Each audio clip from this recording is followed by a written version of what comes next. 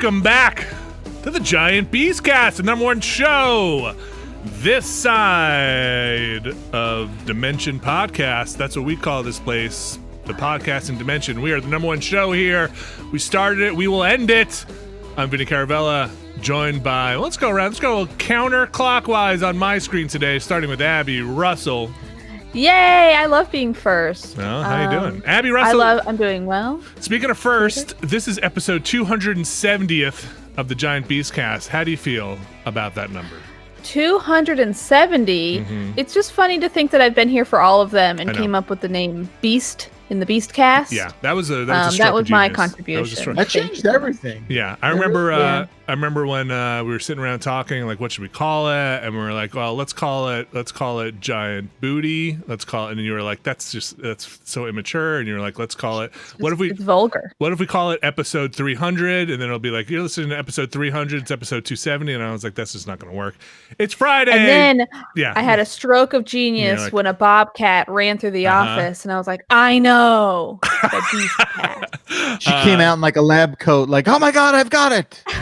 Fun little behind the scenes. Originally, when we were like kind of talking about some of this stuff, it was early on when we were moving out to the East Coast, and we're like, Giant Bomb New York. We're like, that's never gonna fly. This is we cannot call something Giant Bomb New York. This was when bomb scares were happening all around New York.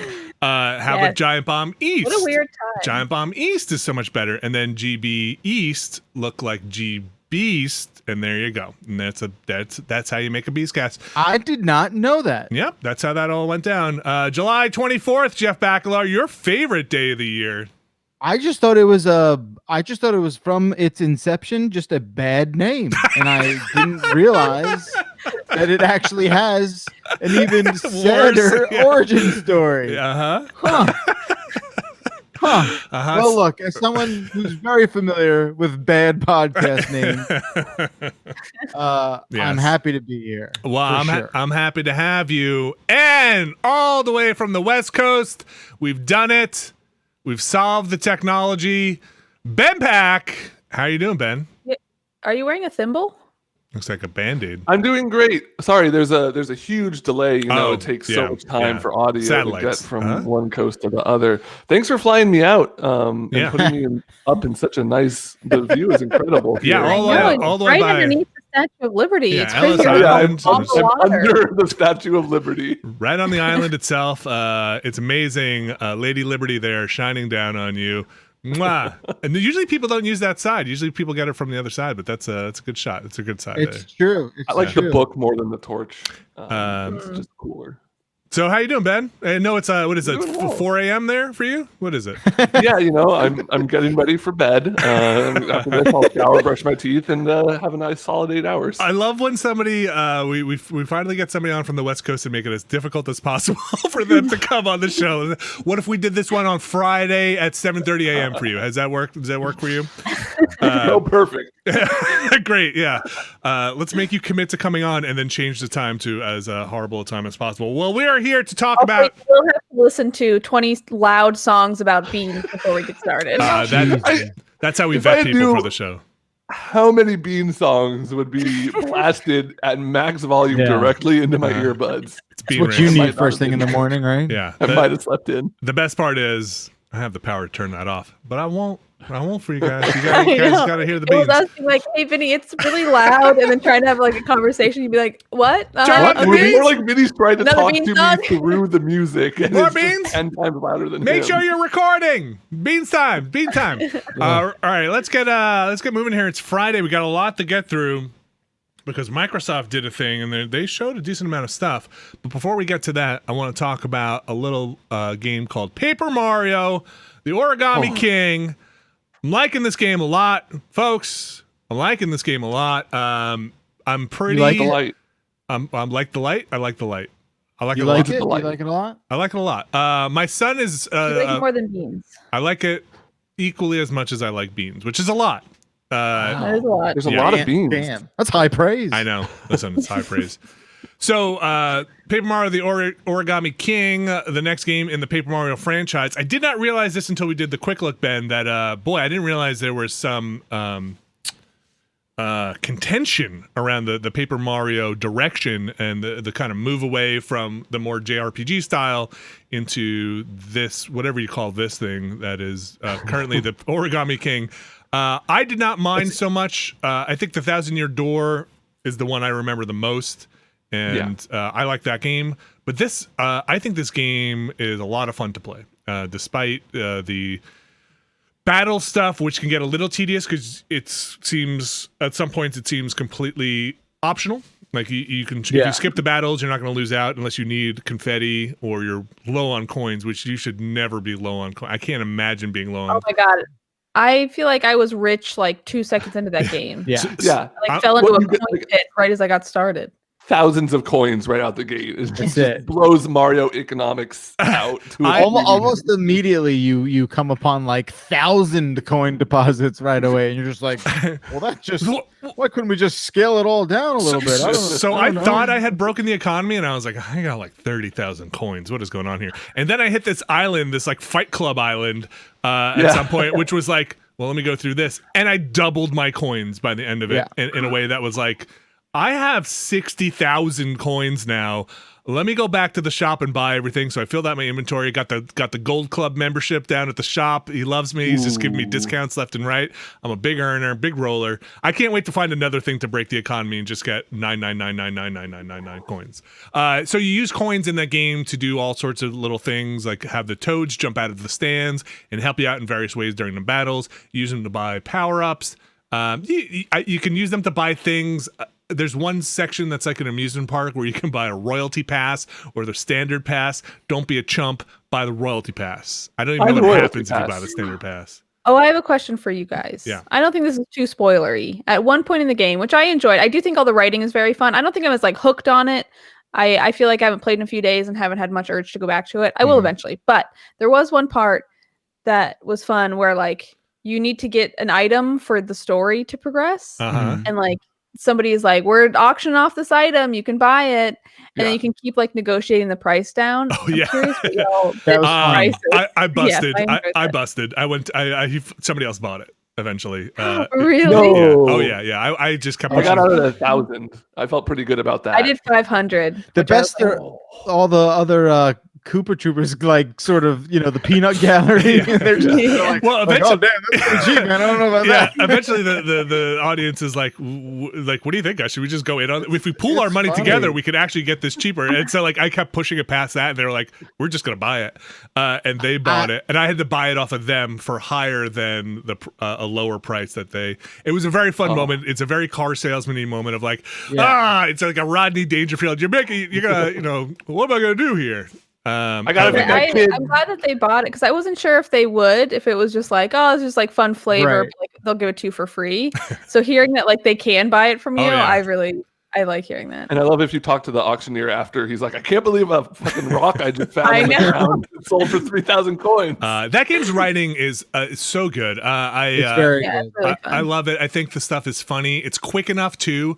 It's like it's funny, and the things are kind of short usually. The funniest stuff is usually from like a toad you'll smash with a hammer and then just become a piece of paper, and then they say something really it's like fun. And there are so many toads to find. Yeah, a little one-liner. Even all the little like comic bubbles, like all those little pop-up things are so good too throughout. Like, I thought maybe that would like, I don't know, get a little stale after a while, but like it gets better, I think, the writing as it goes. Like it is just super, super funny. I think Olivia is a great cohort. She's like a lot of fun to have around with you. I think at least the companion I have now, it's like not super helpful in battle. Bobby is but I've Bob, seen I love that whole Bob thing. I've seen the arc from my little brother and my little brother. Wow. My son. I think I did that before. On the quick look too. Yeah.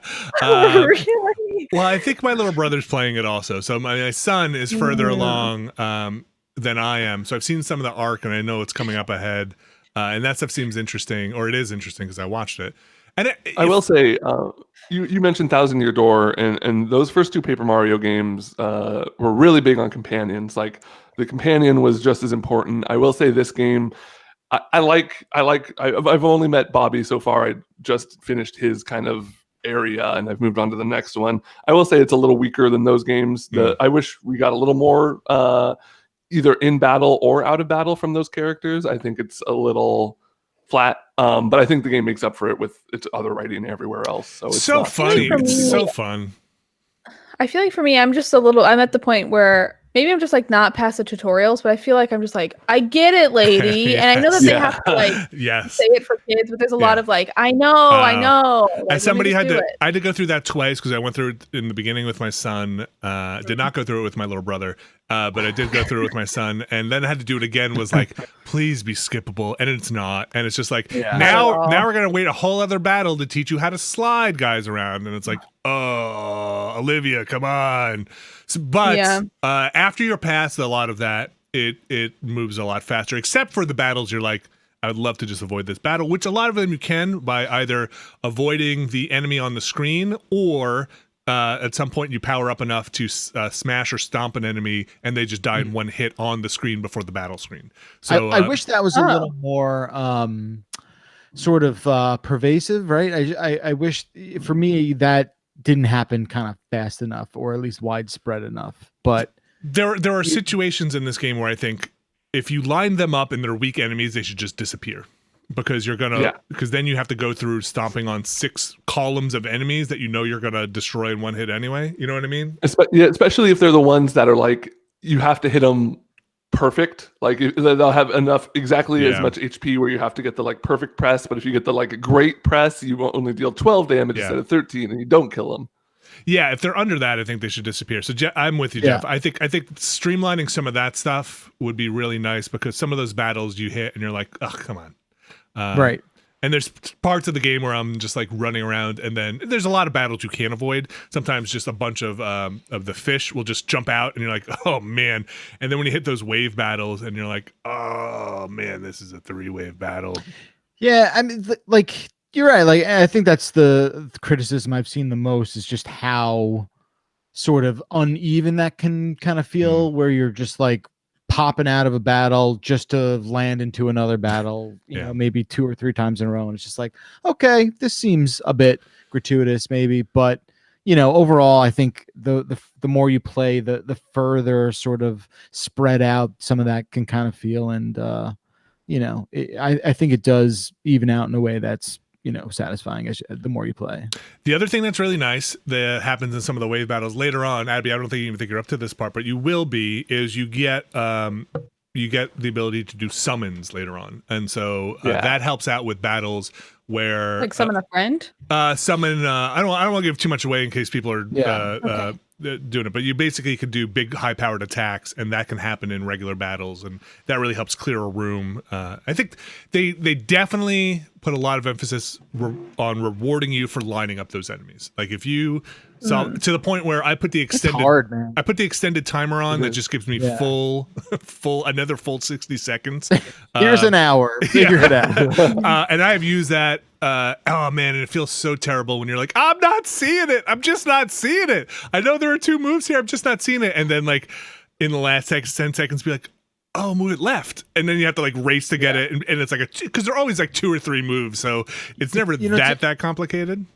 It's interesting you bring that up, because I think there's something else at play here that's like making my brain bump into itself, if that makes sense, right? Like, you know, especially with the rotating, not so much with the sliding. I think the sliding is sort of you like the sliding better. Well, I just think it's more intuitive, because what happens with me is my brain sees the sort of, you know, circular play field with the different rows, and I'll turn one way thinking I'm going another way, right? So like I'll try and move the dial left, but on screen it'll go right, and then that breaks my brain in terms of like the moves I had planned too. Interesting. You know what I mean? I know what you're saying. I haven't had that. I also have issues, and maybe my brain is broken. That's also probably possibly a thing. Also, what happens to me is I'll sometimes lose track of the moves I have, because you know, I do a lot of this like 2 steps forward, 1 step back sort of thing, where you're like, and you know, obviously it says it in the corner, but until you activate the move, you don't lose it from the count. So there's a lot of like sorcery going on and sort of spinning plates and all that stuff. Not to mention this like depleting countdown timer that you're sort of, panicking to get ahead of. But, but like you said, it is a good thing that you have so much coinage that you can kind of just, get the time you need and make it work. You can even spend enough coins to get the toads to kind of do the first step for you, which will often be enough to kind of set the rest in. I really like that the combat in this game is something where the more it works like a lot of video games where the more you do it, the more you get used to it. The more you do a certain okay, like they're laid out like this, and this. Oh, I've seen this before. I know that it's this move, and this move. And then that kind of spirals out to you see similar patterns and you start to kind of like break it down. I think it's interesting. I think it's a really like bold step for a Nintendo game. It's not really like any other game I've played. Like, I think, I don't know, a lot of people have said that in the past, Miyamoto has been down on the Paper Mario series. He like personally really doesn't like it. And I wonder if, he maybe gave them an ultimatum that was like, no more just straight up RPGs. If you're going to make this Paper Mario game, you got to like do something crazy with it, It's just jealous he didn't make it. I think this game is fantastic. I mean, it's not the greatest game of all time, but I'm really enjoying it. And I find the ring stuff to be fun because it's so, every time there's a ring battle, I feel very confident, and it seems deceptively easy, where it's like, okay, look, they're right there. Just follow them. They're all lined up, and then they're going to jump away, so we can clearly get back to this position again. And then they jump away, and I'm just like, fuck. Okay, this has to be a 7-move one. This is the one in the game that's broken. This is the one that can't be done. And then, you figure it out, and you're like, oh, okay, got it. And like you said, Ben, then you start recognizing patterns, and it's like, oh, right, this is the one where you got to slide them all and then do the ring. But really, carrying it, I think, is the writing. I enjoy it. I enjoy reading it. It's so good. It's funny. And it's the boss clever. battles. The boss battles are tough, but they're sometimes I find them a little long, but they're clever. The way they run is clever. But they're fun because they're puzzle bosses. So you kind of have to figure out the way to beat them, and then you have to execute on it. The only thing I don't like about them is, and this is just probably my fault, it's definitely my fault, is when you mess up, you can miss an opportunity that then takes a decent amount of time for it to spin back up. So you can miss your window in a way that's like, oh, now I gotta wait for a whole sequence to go again. And that's they could be real long. They can really go on for a while. But that being said, I'm trying to think what else. I think the action parts of it and the walking around, the environments are fun. I'm currently making my way through the theme park, amusement park area, and I think that's a lot of fun. Oh my gosh, the Eddy River, the rapids. I got the trophy. I got all the coins. Took me about 7 tries. I know I'm the greatest video game player in the world. You guys don't all have to say it. But no argument. I haven't gotten there yet, but cow. I'm sure it's very hard. Oh man, I hated that. I'm never going back. I want 100% this game, but if it means going down those rapids again, it's the only part of that game I actually. Here's a fun tip. You can take there's a part in the game where you go down this. You're in a boat and you got to get all these coins, and it's on a.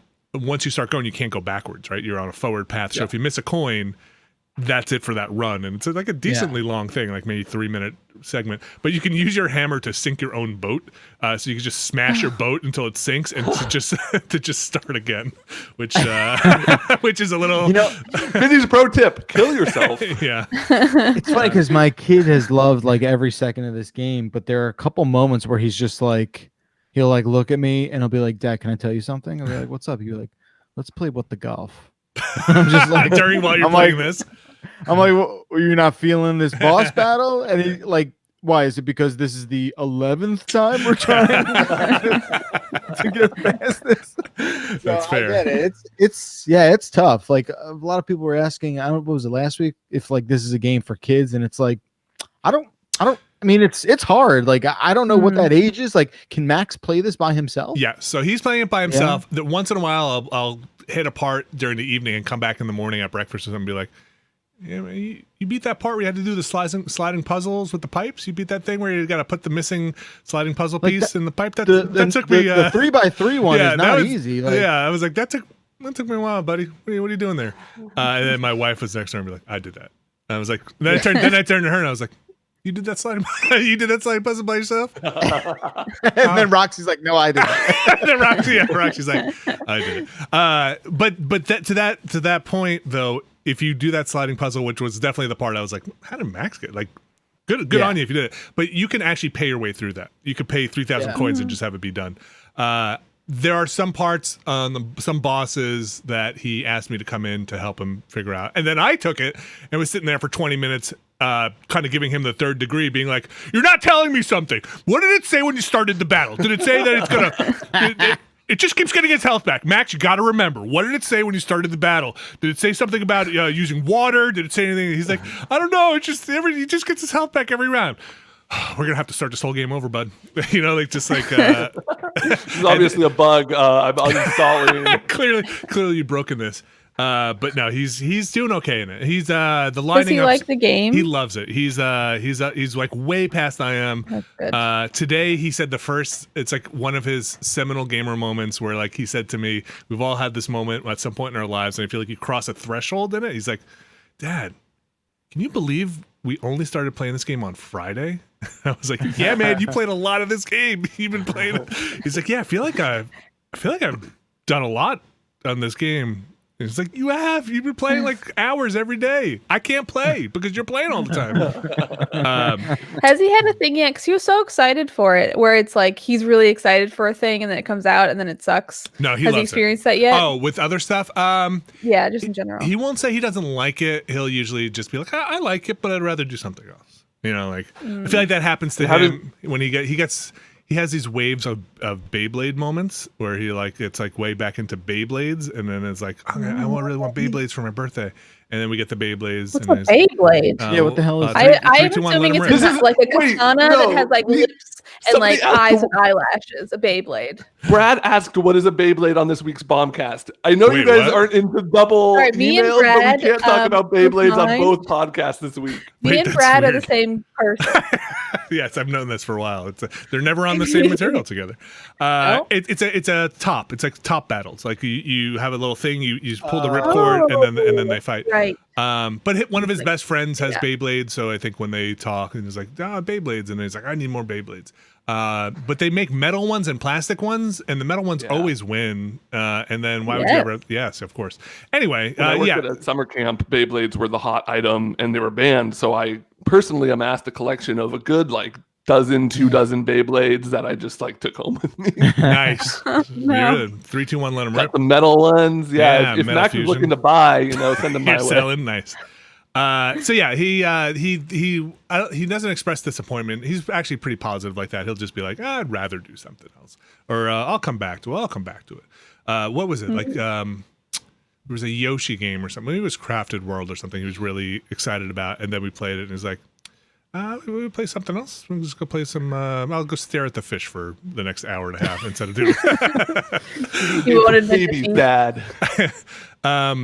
The worst is when it's like I spent a lot of money on something, and they're like, no, I have zero interest in this, and it's like, okay, well, this board game just cost me $800 because I have no one else to play with. Let's see what else. There was Brad and I kind of saw credits on Astroneer finally, and that's a lot of fun. If you want to see what the ending to that looks like, you can go watch the Astroneering stream we've done. But mostly it's been Paper Mario for me. I mean, real quick, how would you say that stacks up to the other similar, building, crafty games out there? Do you think that, we've been playing a fair bit of Minecraft lately. I'm kind of itching to play another sort of buildy game like that. Do you think Astroneer would scratch that itch, or do you think it's a little more involved? Astroneer is definitely not Minecraft. Right. It's not that involved. It is collect the resources. It's a spinning plates game. You're collecting the resources to build the next tier of technology, which helps you get to the next resources, which helps you, but basically the layout is there are multiple planets, and to get to the other planet, which holds the next resource you need, you have to hit a tier of technology. So that's kind of the limit there. But it's somewhere between something like a Satisfactory and Factorio that are systems games where you're building crafting systems, and a Minecraft where you're just gathering resources to build stuff. So it's kind of sits in between there. I think the action is fun, like the actual running around hoovering up all the resources and digging is very fun. The building, I don't think, is as enjoyable to me as some of those more systems games like Satisfactory. But you should definitely check it out. I believe it's on Game Pass. If you want to check it out for free, I don't know. Yeah, if it's still I think there. it is. Okay. Yeah, it takes a little bit to get moving, but it's fun. I had a lot of fun with it. There's a lot more organizational management in that game than maybe there needs to be. Some of the UI and the layout stuff is maybe not my favorite, but I had a lot of fun with it. I like those collecting games. Abby, aside from Paper Mario, you got some other stuff going on? Yes, I noticed. I don't know if it's been on there for a while, but Forager is on Xbox Game Pass, and I think Ben, I remember you playing it, and I was like, oh, I should check this out, and I played it, and I enjoyed it, but I did reach a point where my pockets were full. So like, it's a resource gathering game. You pay coins to like build out your space basically, and like unlock more of the world, and it's sort of. You choose of like, do I want to put all my resources into farming? Do I want to put it into magic? Do I want to put it into like industry? And I really enjoyed the loop. It was very satisfying, but it also got to a point where like my pockets were full and I was like, I don't know. It's really sometimes for me when I'm like, the inventory thing, maybe I'm just, you know what I mean? I really That's don't definitely like about the point. Yeah. I stopped playing as well, Abby, is like I kind of unlocked a couple different biomes, like you're saying, you're building out sort of a tile set of areas. And like, especially because that game very much is like, sometimes you open up a new area and you just get tons of shit. Like there's just a dungeon and a bunch of enemies and they all explode into a million things. And all of a sudden, like you have a full inventory and there's like 30 things on the ground. And I'm just like, I definitely get overwhelmed with that stuff too. It's also, I just wasn't sure. So I was like going a lot through like the factory industrial stuff of like, I want to build all of these like machines and factories and like, just like make products. And I was like, I think I was feeling a little lost with what to do with some of my resources, where I was still like working towards stuff, but feeling like a little scattered about it. And then you get a museum eventually and like this dude with a tree. But I really enjoyed it. Maybe I'll go back to it. I think if I'm going to go back to it, it's going to be a thing where I'm like, well, I guess I got to look up like the most efficient way to do this and like figure out the right method. Yes. Like go back into it with like a guide or something and a plan. Yeah. Because I think right now I was feeling a little bit overwhelmed with like, one, the freedom of options of like, well, I could play it anyway, but also the amount of things I was amassing. I was like, I need to figure this out in a better way. Forager. But I enjoyed it. Forager. What platform are you on? How I was on the Xbox One X on Game Pass. Nice. I played it on Steam. That Game Pass. Yeah. Huh? Abby, anything else? How about it? It's not a thing I've been playing, but it is maybe for the news section or for right now. It's a thing I'm very excited for. Let's get a thing I would like to be playing in a way. Is it for your butt? Yes. Okay, let's save that for the news. Okay. Let's put that. Ben, what you been up to? I know the Paper Mario. Yeah, so lots of Paper Mario, and then I got back in after kind of a week or so off of playing some more Gunfire Reborn, the most fake-sounding video game name of the year. I need like a colon, a thunder, or something to really a storm. Rising. Yeah, Phoenix. Yeah. So I talked about this on the Bombcast a couple weeks ago, but pretty quick. It's a kind of Risk of Rain meets Borderlands-y.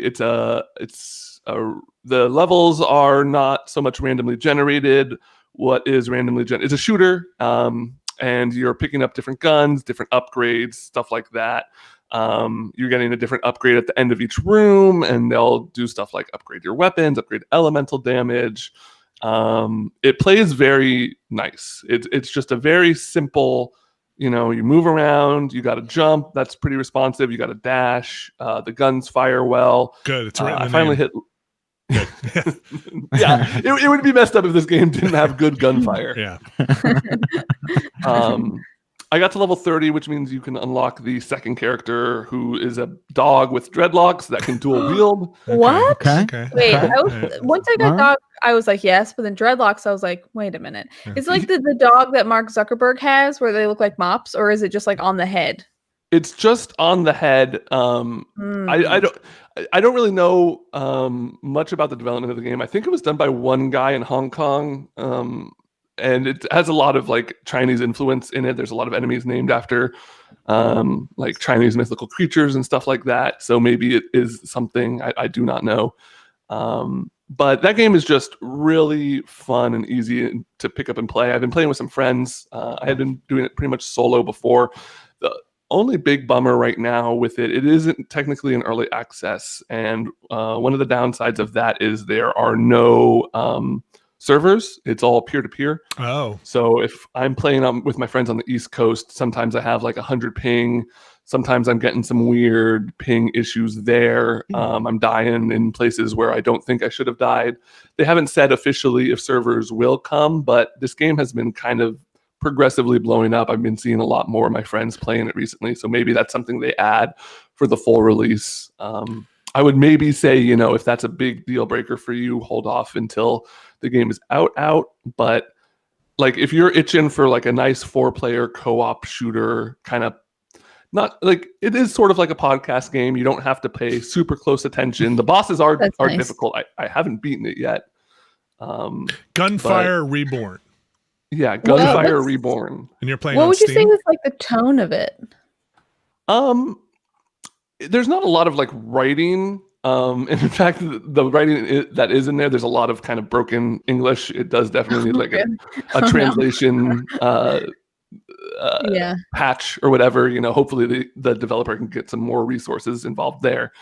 But it's light, it's like you're a cat or a dog fighting big monsters. The art is a little, I don't know, it's not kind of up to the standards for a lot of people. I had some friends just straight up not want to play it because of the art. It's a little cell shady. Gunfire Reborn. But yeah, it's definitely a good, like, if you had a group of friends that you were playing Borderlands or Risk of Rain with and are looking for another game, this is like perfect for that. Okay. Gunfire I see this dog with dreadlocks. Wow. Yeah, how about hell? Ben, anything else? That's been pretty much it. Bacalar, Pinball Wizard Bacalar. You're doing a pinball stream this weekend, aren't you? That's what you call me. What's that? You're doing a pinball stream this weekend. That's what I said. Yes, we are going to be doing that again with Jurassic Park. Now we get to see Park. The Pinball Arcade. Ben, I don't know if you know this about Jeff Bacalar. He had one pinball machine and now has 4? 11. Is this true? No, you 11, do not. No. 11 since last week. Yeah. What are you working with? Real Jeff, quick. When are you going to come and pick me up? I want to play your pinball. Yeah, no, Abby, yeah. What's that, Ben? You got an Addams Family? Dude. Ooh. No, don't hurt I'm his trying to dog. get him to get in Elvira. The new Elvira table people really like, but I people call these things their Grail table. That is my Grail machine. It's a good one.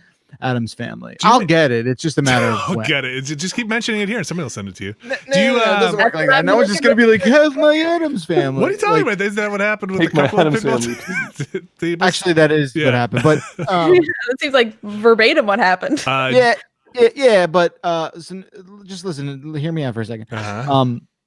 So the Addams Family, there's more Addams Family games than any other pinball machine. They're out there. Well, that's convenient. There's tens of thousands of them out there. Wow. So we had someone over the other day doing a little bit of work on the house. He saw the pinball machine. He's like, "Oh, my parents have an Addams Family," and I was like, "Oh, what? Oh, hi." We have a lot of other work we need done in the house, and you're really good. You're very good. Maybe I can come work on your parents' house too. We can do a little exchange. Anyway, my point is that you just got to find the right price, the right location, and we'll it's the one I've been looking for forever. Before any of this started, were always my favorites. Yeah, at the local arcade. T2's real great. Do you make the coin guy in your house wear a mask? Does he have to? The guy who kind of gives out the coin? Yeah, the guy who has a little. The guy. Oh, the guy who comes. The coin guy. empties out all the and has a little thing on his belt that's does he? Yeah, he wears it. He actually has a full hazmat suit. He does. I think he goes a little overboard, but he was wearing that before the quarantine. Yeah, it's his choice. I feel like now, look, money's dirty. I feel like you're gonna have to protecting yourself. If you keep up with, if you keep up the like arcade pinball acquirement, you're gonna be like, you know what I could really use in my house? I don't know if anybody has one, but it's a full concession stand. If anybody has like a deep fryer and Zeppelis and maybe well, it's funny. It's funny. Before you install the concession stand, you have to get the bowling alley carpet laid down. You know, it's the black with all the rainbow spirals and shit. Do you buy it pre beer spilled on it or post beer? Do you do it yourself? Well, no, what happens is dark gum spots. It's like ew, come on carpet. So, well, that's extra. It can come pre-stained with vomit and sadness, or this is messed up. But it comes off the line. It comes just smelling like Marlboro Red. So you're that's right. Even though nobody smoked in there inside a bowling alley, you never get that. That's out of where it is. Yeah, man. That just reminds me. If I could just tell a story real quick. No, definitely not. We got to stay on topic. We back in the 90s when I got maybe my first sort of like PC that wasn't like an Apple. Like an Apple IIe or something like that. I think it was a Packard Bell. And this was before I was adventurous enough to start opening up these things and like fixing them. I was like 11 or 12, whatever it is. I think also I might have had a Pack Bell as one of my first computers. It had the speakers attached to the monitor on the side. A real piece of shit. So, yeah. Is that the one that had the little cow? No, that's Gateway. Cow. So it broke, something happened, it stopped working, and we brought it to a local repair person, and the guy had it for 2 weeks. We get it back, turn it on. As soon as we turn it on and the fan starts spinning, it just smells cigarettes. Oh, gross. And I'm just like, oh, this crazy motherfucker was just like smoking while, tinkering inside my fucking computer. And it got to the point where we like, months and months went by and, I got older and I was like, I'm going to open up this thing and like look at, and you could just see like the dusty, like cruddy ash in there and stuff. And like, oh, I thought you were going to say you found like a pack of parliaments in cigarette, there. Or like a cigarette butt. Yeah. Or like that TikTok where the guy puts beans in his computer. It's all beans. They're beans. It's food. Pretty good. Hey, so I've seen that one. Like, thank you. That was a TikTok. Yeah. There's like, I don't like pranks, especially pranks that are mean and one person is like sincere and like just trying to help. But this one's pretty good. It's like mostly innocuous. Yeah. And the guy is just so like, you can't. There are beans in it. Right. So that guy was still getting paid to look at the beans, For sure. I think I had a Packard Bell. I can't like 200. I can't remember what the model was. Who the hell remembers models? I mean, back then it was like Packard Bell Compaq. Remember Compaq? Dude, you're getting a Dell. Remember that whole campaign? Yeah. Well, Dell's obviously still very much a thing. But HP was making them machines. They're still they still make printers. People still use color printers. HP's still making laptops. They're still making laptops. Yeah. Okay. Okay. I also don't have a color printer. I have an inkjet printer, but it's my brother, I think. They definitely make printers. We have a brother too. Wow. Baby came out a brother this morning. Is it a laser jet or laser printer? Inkjet? Yeah. Laser toner printer. Wow. Sure. Ben, maybe our printers are twins. We should reunite them like Parent Trap style. Let's send them to the same camp and see what happens. Send them to the same camp. If anybody's listening, you can I can refill ink cartridges for you, very cheap. I sell very cheap ink cartridges. You could just email me. Are you like the syringe guy? Yeah, I hated, man. There was for a while where just anywhere you went that was a PC related thing, there was just cheap ink refills for your cartridges. Just get them. Don't buy the main manufacturer ones; they're so expensive. Bootleg. I remember going to like CompUSA or one of those fucking stores, and like you couldn't leave without buying compressed air and blank CDRs. Like You get home and you're like, I have a spindle of 100 discs and a 9-pack of compressed air. I don't know what to do with this. I just acquired these items through osmosis, but here they are. Like my favorite was digging through the huge trough of like the super budget games and just being like, what is this like British game show video game that I've never heard of? Well, it's only $2. I mean, I'll take it. That stuff was the best. With the like, I don't know why, but all the stickers are always yellow in the discount bin because they're all like on top of the last 4 stickers they put on it.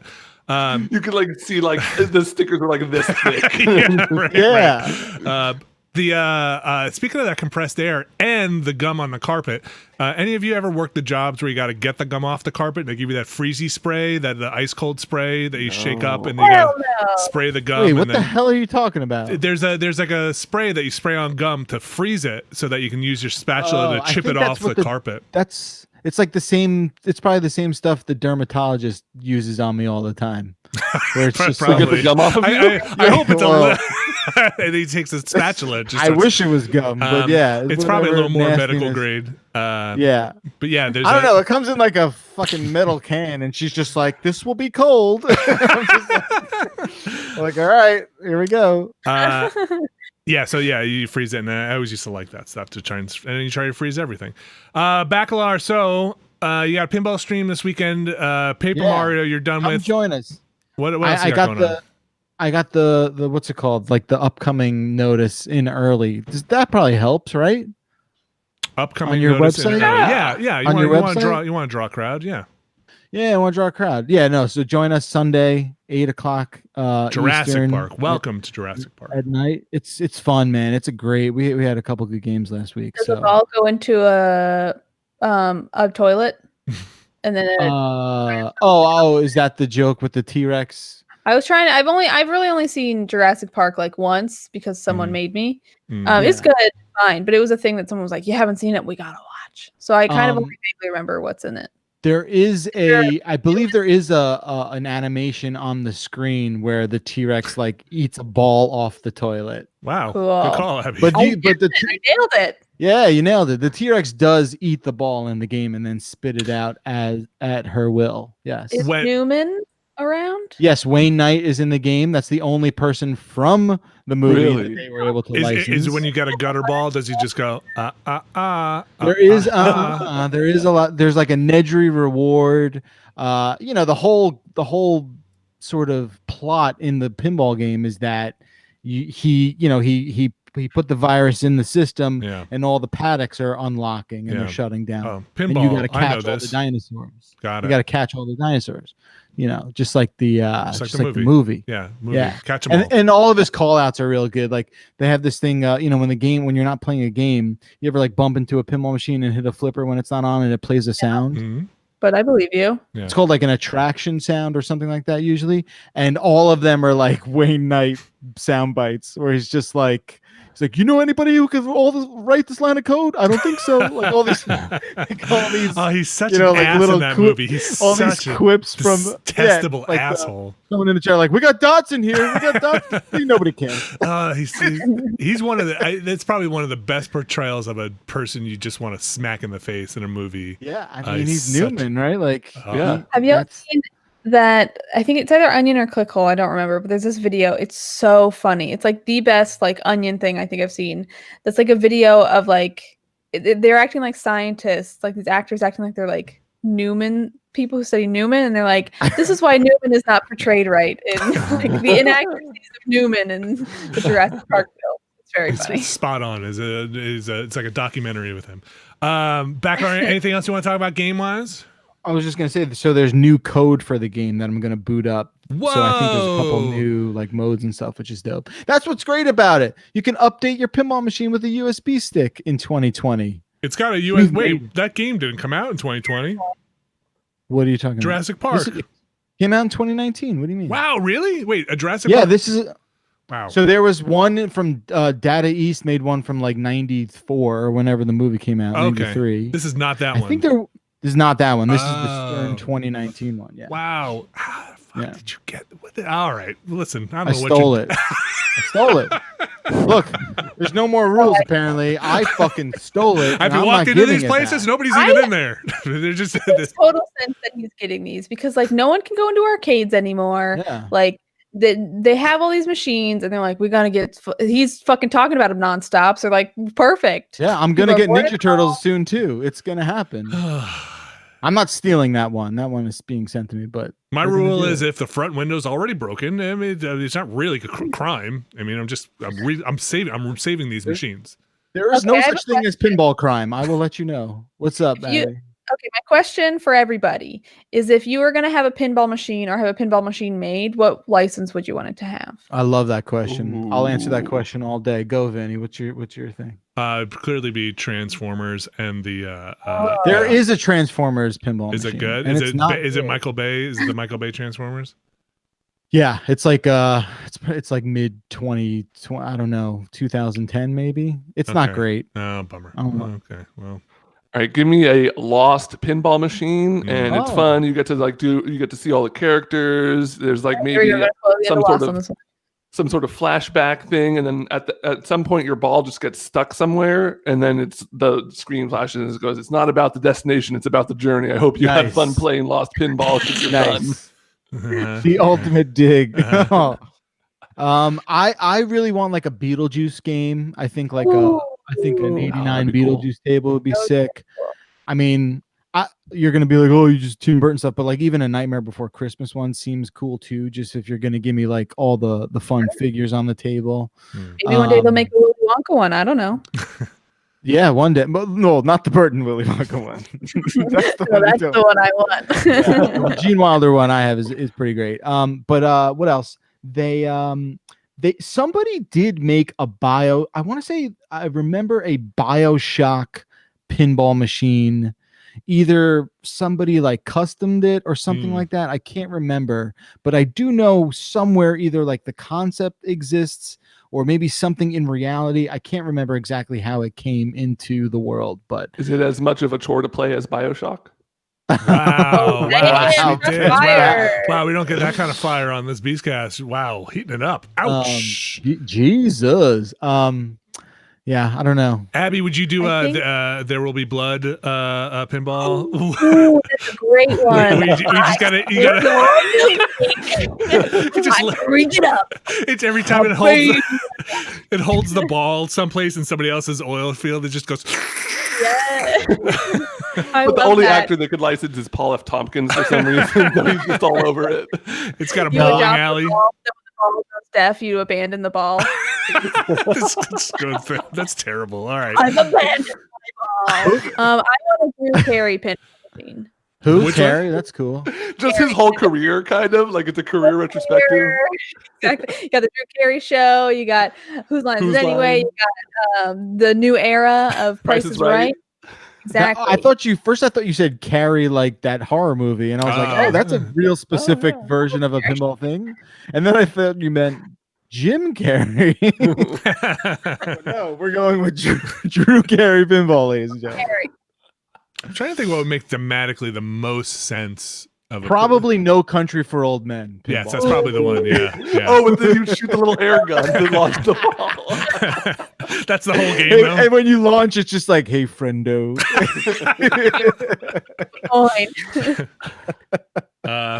Maybe an Aliens pinball game would be fun. There is. Oh, There's definitely. All right. Well, I'm like 99% sure there is. Labyrinth pinball game? Is there a Labyrinth pinball game?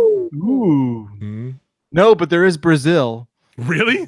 What? Oh, okay. A Baron Munchausen pinball game. Everybody would want that. Oh man. All right. Should we let's take a break here. We'll go to news. We're gonna come back, talk about Microsoft and what they've been up to. Those I was gonna say those wacky folks over there, but it was a pretty straightforward press conference. So stick around. We'll be right back after this. I'm gonna play the music. I almost forgot. Here we go. Everybody's gonna hear it. Yes, they will. Stick around.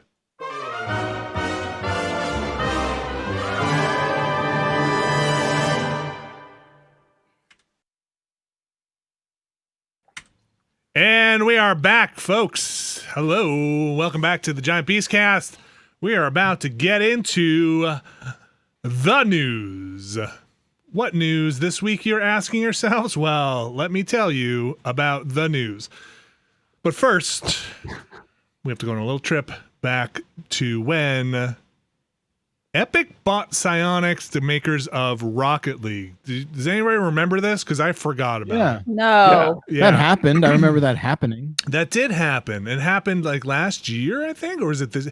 So hard time. It happened some time ago. Epic bought them, and now we are soon to be on a Steamless Rocket League, or you will no longer be able to buy Rocket League on Steam. And interesting. And they're also going to go free to play.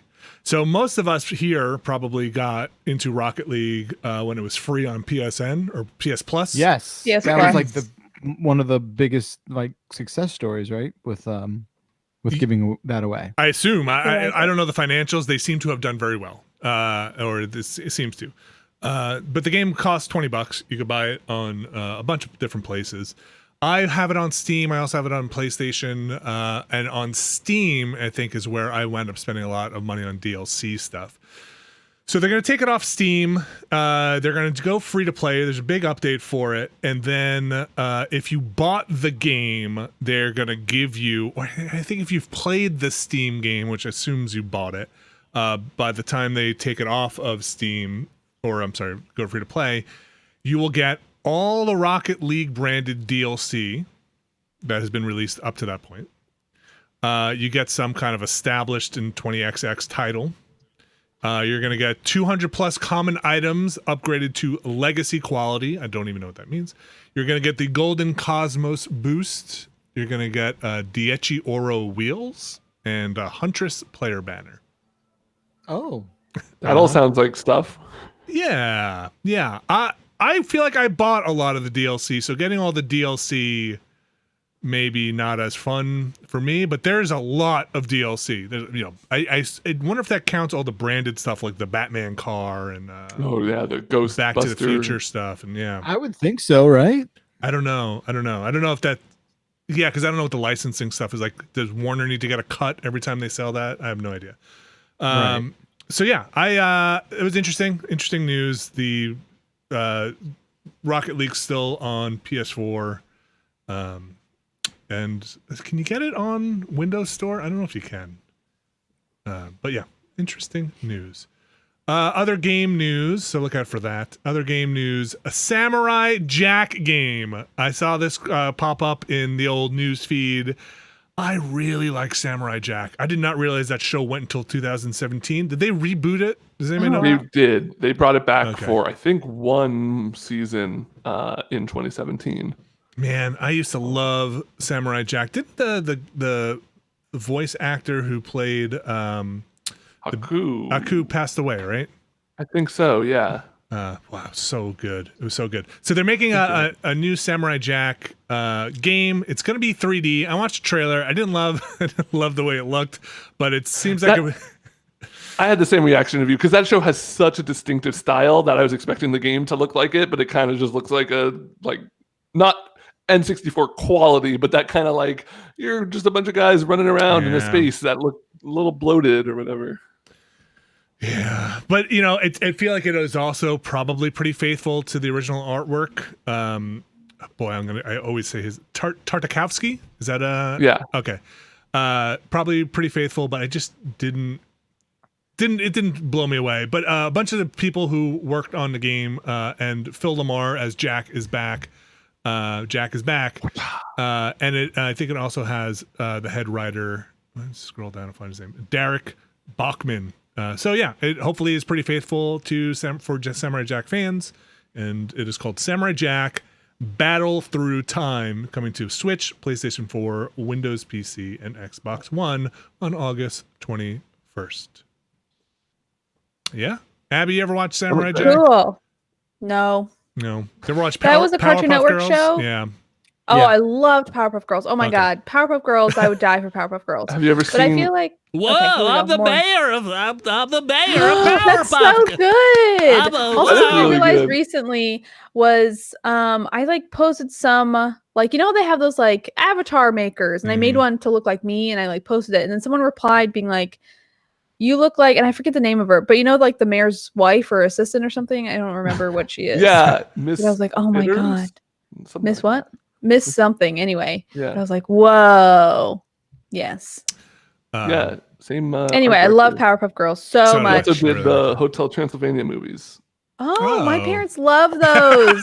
Really good. They're surprisingly They're good. fun. I've only seen the first one, but they love all of them, and they always say like, "I don't say that." Blah blah blah. It's like my parents' favorite thing to say to each other. Yeah, Samurai Jack. Anyway, were we saying other games, movies, or shows I haven't seen? No, I think that's it. There's just, Okay, I want to see. Well, I think Gendy Tartakovsky is also Powerpuff Girls, right? I think that's true. Oh, I love the Powerpuff Girls. Yeah. Show's so good. I used to really enjoy that show too. I don't know if we always hated Blossom. Which one? It's Bubbles. Blossom. Oh, the Powerpuff Girl. We always hated the redheaded one, the bossy one. Yes. We like the sporty one and Bubbles. But... Yes. Bubbles was very funny. Jojo.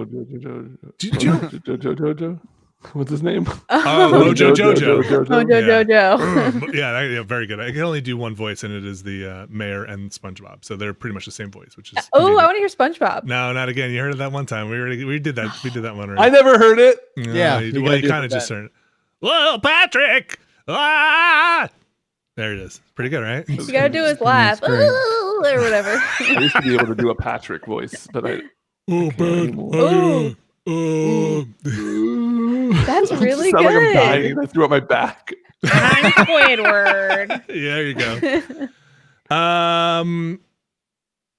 There was a other show that I really liked, Home for Imaginary Friends. Remember Foster's Home for Imaginary Friends? Foster's. Yeah, that was also very good. I like that. There was a lot of good Cartoon Network stuff at that time. Are they still doing good stuff, or are they just doing kind of like weird talk show stuff? People really like that. There was like regular show a lot of people liked, and then I forget the name of the little. Yes, there are some shows that the kids are still really passionate about that seem good and like tackle adult issues once in a while in a cool way. People like Steven Universe. Okay. Adventure Time is what people are saying in our Okay. chat. Adventure Time is sort of old now, though, right? Adventure Time's way old. Chat, you're old. Sorry, you don't know this yet. But... Yeah. I tried watching some stuff like Dexter's Lab and some Johnny Bravo. I don't know if it holds up. Johnny Bravo. We were never into those shows. Oh, really? We like Powerpuff Girls, but we were like a Nickelodeon household. Sure. Yeah, same here. Yeah. Totally. Nickelodeon had a dark time and then kind of came back, I feel like, with Fairly Odd Parents. Like between Rugrats and then Fairly Odd Parents, I can't name too much good stuff. That was like my era. Rocko's Modern Life, Doug. Rocko's Modern Life, Doug, Rocket Power. Yeah. There were all of those weird like game Rocket shows Power they had. or Rocko's Modern Life?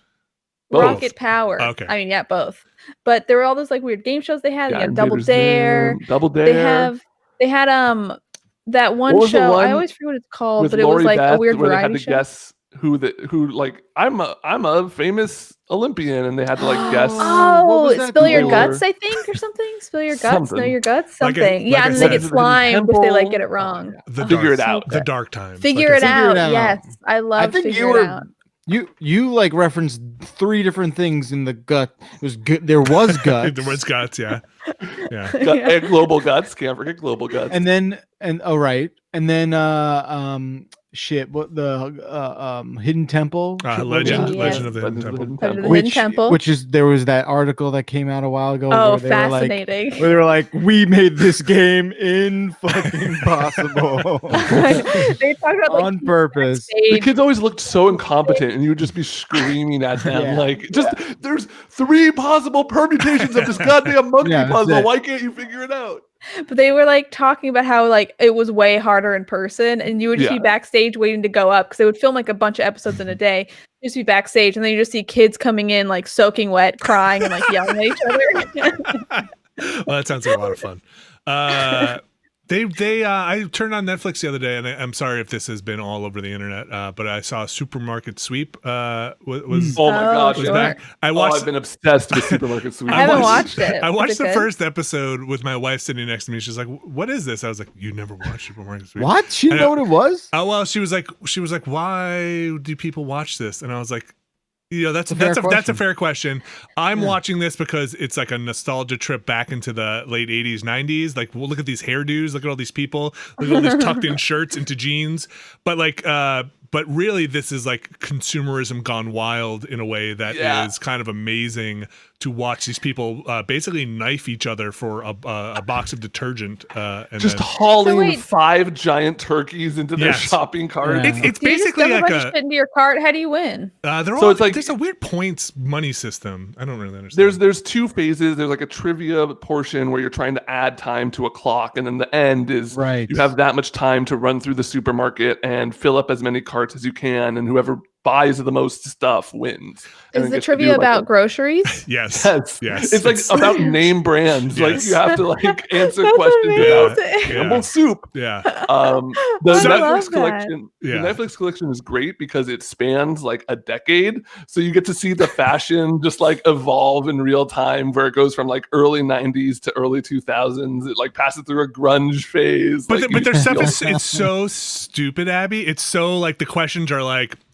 the moon would be connected to this, and people are like, ding ding ding, tide, it's tide, run down the tide aisle, and they run down, oh my gosh, they sprint, they got high five, like people's hair that is all hairsprayed is like leaving like a wake behind them of fumes, and like their giant glasses are falling out. Tide, sprinting to get the tide. You got to find the one that says like, I'm the answer, and like bring it back. It's wild in a way. Also, that's so fun. The song for the big sweep at the end is the single greatest piece of game show music ever composed. It has been in my head since I started watching Supermarket Sweep again. It's a wild thing.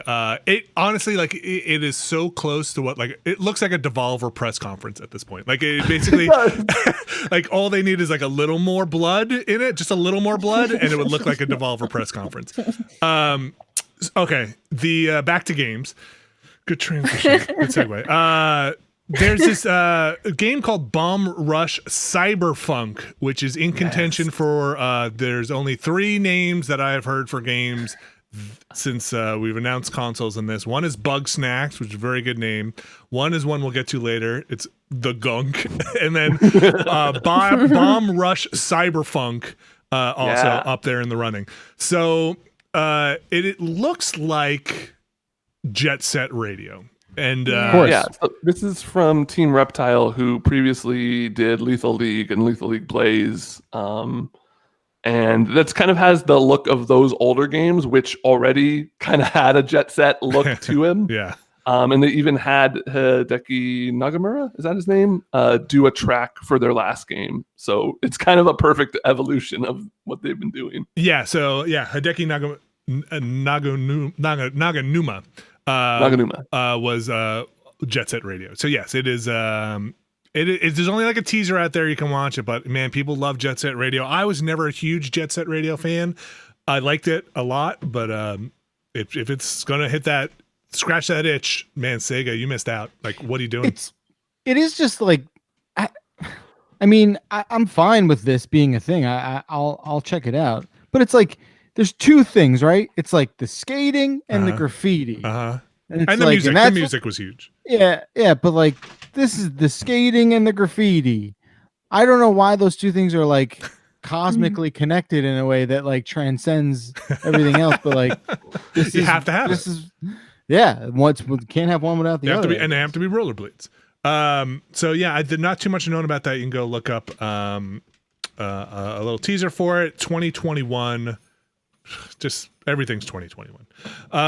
Also, I think this happened before the Microsoft press conference. I didn't see it, but maybe it was on one of their pre-show things that I wasn't watching. Apparently, there's a new game from the creators of Sonic the Hedgehog, Yuji Naka, called Ballin Wonderworld. Did any of you see this trailer? No. Wonderworld. BALAN. Ballin Wonderworld. Yuji Naka, the Sonic director, looks, I don't know. It looks like sure. Yeah, I don't know. It's colorful. Very colorful. It's a 3D platformer. It kind of does look like Nights, though. Yes, right? yes. Also, director on Nights, Nights into Dreams. So the description for the game is 12 different tales await players in the bizarre and imaginary land of Wonder World. As the star of the show, you can use powers from 80 different costumes while exploring a labyrinth. I bet that would be labyrinthian. Labyrinth stages filled with a myriad of tricks and traps to get to the heart of each story. As you journey through this land between fantasy and reality, you must find a way to bring balance to others and yourself. So yeah. It's cool. Sure, let's do it. Yeah. Also, I think character designer Naoto Oshima, who did some of the designs for Sonic, is back as well on that. So the famous designs of Sonic that everyone loves and haven't bastardized with a million different DVDs. Hey, Robotnik still looks cool. One of the Robotnik versions still look cool. All right. Let's get into the Microsoft stuff. Microsoft had their big old what I thought was going to be mostly first party party.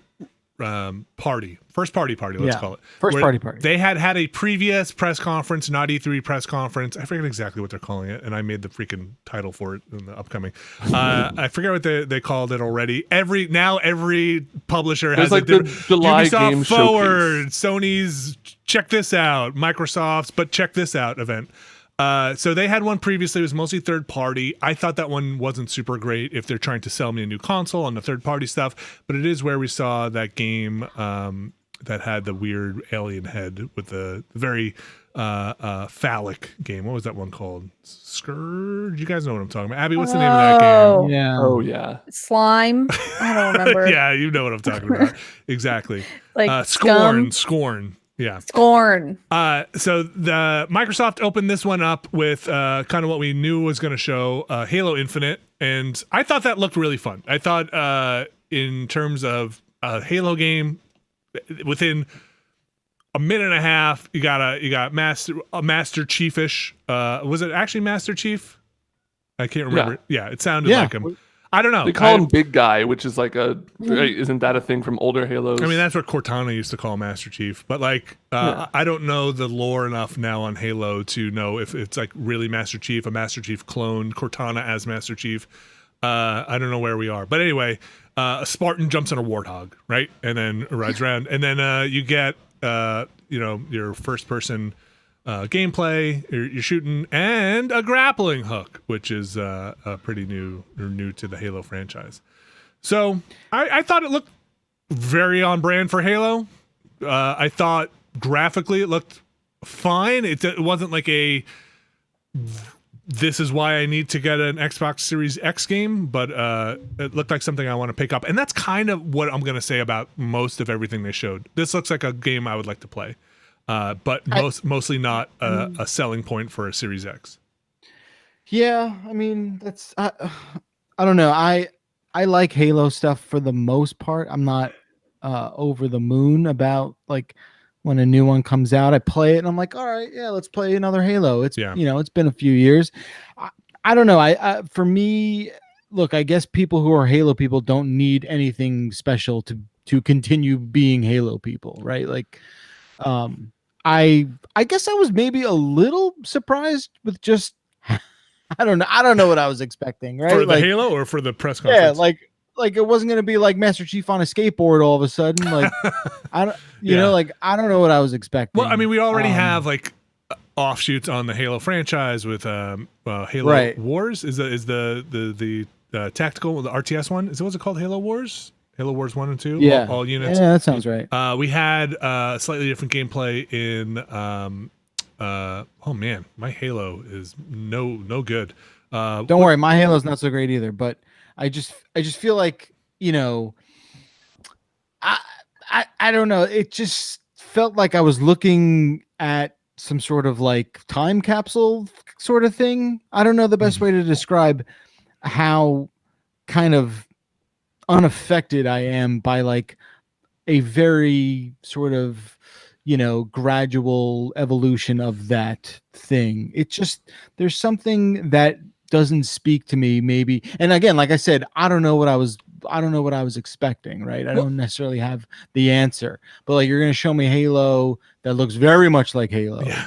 With like a grappling hook and the same goddamn people you're shooting over and over again. I don't know. Well, I don't consider myself like a Halo hater, but and I play all these campaigns and I enjoy them. Yeah. But if you were to ask me to describe a very specific scene from Halo 5, I'm not sure I could. So I think the things that we know about and knew about going into that grappling hook, that this is going to be on a Series X. So we saw those things, and whether or not you think the graphics look good or not for a Series X, clearly they're going to show the best version of that game. So I'm pretty sure that's what they were showing there. And then the open world stuff, which I think is a little harder to show off in that very short demo. I mean, they showed a map. They showed a map, and that'll be really interesting to see how that's implemented on a Series X. Whether you can jump in that Warthog or a Banshee or something, and can you fly around the entire map and kind of uncover everything? Are they going to gate stuff with force fields, or what? How is this going to run? How is this going to go? What kind of open world? Are you going to climb a tower? Are you going to put a beacon in a thing that uncovers more map? And I don't know, a radiation zone. I don't know. I mentioned it on the stream, but like I'm kind of burned out on open world games. I know that's like a unique problem because we play a ton of video games as our job, and we play a lot of open world games because a lot of those are being made. But there's one very specific part of the open world game that really aggravates me every time, and it's like you do this great big set piece mission, right? You're like going through this very well choreographed level. You're doing all this action. There's a big plot development at the end of it. You fight a boss or whatever, and then it pops you out to the world. Your character maybe says like one line about what happened, and then you're just like standing in the middle of a big open field, and it just, for me, sucks all the momentum out of what just happened. I think that like... Do you just hate fields? I just hate the like in a traditional video game, like a non-open world video game, in a linear video game, you go like level, and there's ups and downs, obviously, but like every open world game has these big ups, and then it just plummets into like, well, now I guess I see a shiny dot on the mini map, and I'll go slowly walk over towards it. Last of Us 2, right? I think you forgot the one part, Ben, where they say the one-liner and be like, oof. Well, the thing collapses behind them, right? The tunnel collapses. And then they come out and not like, going back there. Oh, and then you're like, then they look around like, oh, the smoke clears, and then it's like, breep, breep. Hey, you got to come meet me. I found a new thing to unlock the new thing on the new thing. The boat's working now. I finally got this car started. I think I can get this gate open now. You forgot that part where. And then your companion's like, "Well, better fill our pockets before we get out of here. Let's look around." Right. Are you ready to leave yet? Right. So you forgot the part where they suddenly. It's like every turret sequence in a game where they're like. Hey, I've got to hack this computer. Hold them off until you put the bullet in the last enemy, and they're like, "Woo! I just finished. How are you doing?" You're like, "Yeah, okay." They're like, "Oh, I was just watching. That actually was really bad." Yeah, I finished like 20 minutes ago, but I was just watching you do your thing. Very cool. All right, Microsoft showed a bunch of stuff. Should we just run down the things they showed, because it was actually quite a bit?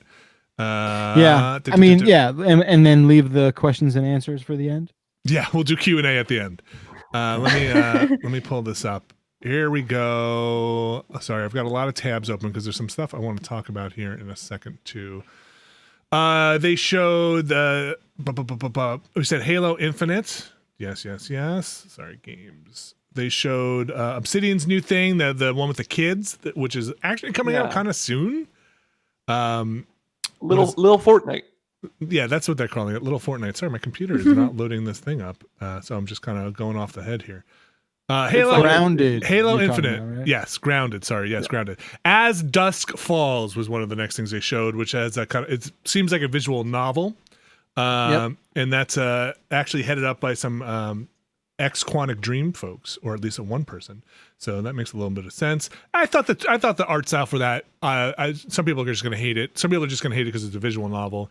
Some people are going to hate it because of the art style. Some people are going to hate it for anything. Some people are going to love it. I was kind of in the middle. I actually really thought the art style was interesting to me. I agree. It reminded me of something very specific, and I still haven't been able to like put my finger on exactly. It's sort of like those.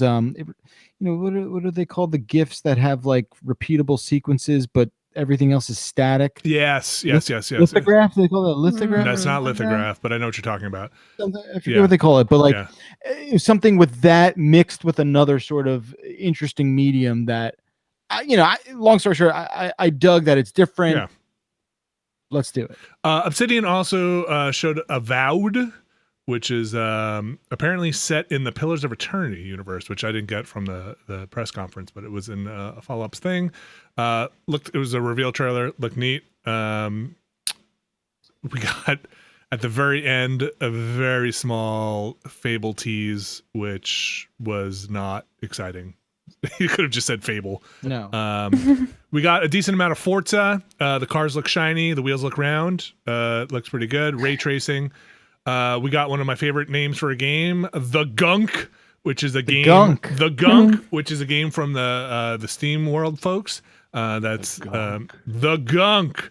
I don't know if it takes place. It didn't seem like you play as a robot, but I like most of those. You suck up gunk. You suck up gunk. It's one of those gunk games. It's a gunkish, gunk-like. It's a gunk adjacent, yeah. It's a gunk. Sorry, Vinny, it's a gunk light because it's a gunk light like. There was Ben. I don't know. You talk about that. Phantasy Star stuff. I don't really even know what that means anymore. Yes, you're a huge Phantasy Star. You're like the number one Phantasy Star fan. Gerstmann is our Phantasy Star expert, and he doesn't even know what it is yet. So, Phantasy Star Online 2 New Genesis is the name of that. We got a trailer for Stalker 2. I should say most of the stuff they showed, aside from Halo, possibly some stuff in Forza, was trailers. They did not go heavy on just showing gameplay. Hey, did you hear about a Stalker 2 game? Was this was to me a surprise. Like I was kind of pumped. I was like, oh man. I thought Stalker 2 came out 15 years ago, so I was not really sure. Weren't there all these like little? There's like Call of Pripyat and like there's Stalker, and sometimes this is my fault. I got Stalker mixed up with Metro, like in terms of like this game came out. Okay. I didn't say anything halfway through that trailer, but when everyone was like, "Oh, this is a Stalker game," I'm like, "Didn't they just put one of those out like a couple of years ago?" So like in terms of like thinking back on them when they came out, sometimes I'm like, "Yeah, and it's like, no, that was Metro." Oh, right, yes, okay, yes.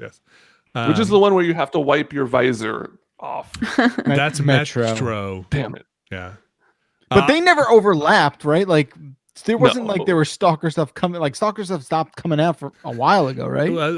Well, Call of Pripyat wasn't.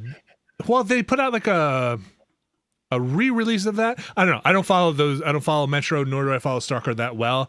I've been told I would really like those games, but I just never sat down and played both of them. The next Undead Labs game, State of Decay 3. Again, a cinematic cutscene was shown where a woman howls at she howl at a wolf and then at a zombie deer. Is that how that works? She howls at the wolf and then the zombie deer kills the wolf. Okay. Yep. Right. Eats it up. Yeah, that happened.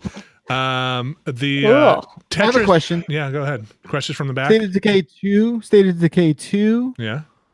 Any of you guys play that? Enjoy it? I kind of don't know anything about it. Brad was really hot on it. Yeah. I watched him play a bit of it, and it seemed cool, but it just seemed like a game that I needed to put 40 hours in if I was going to have fun, and I didn't have the capacity.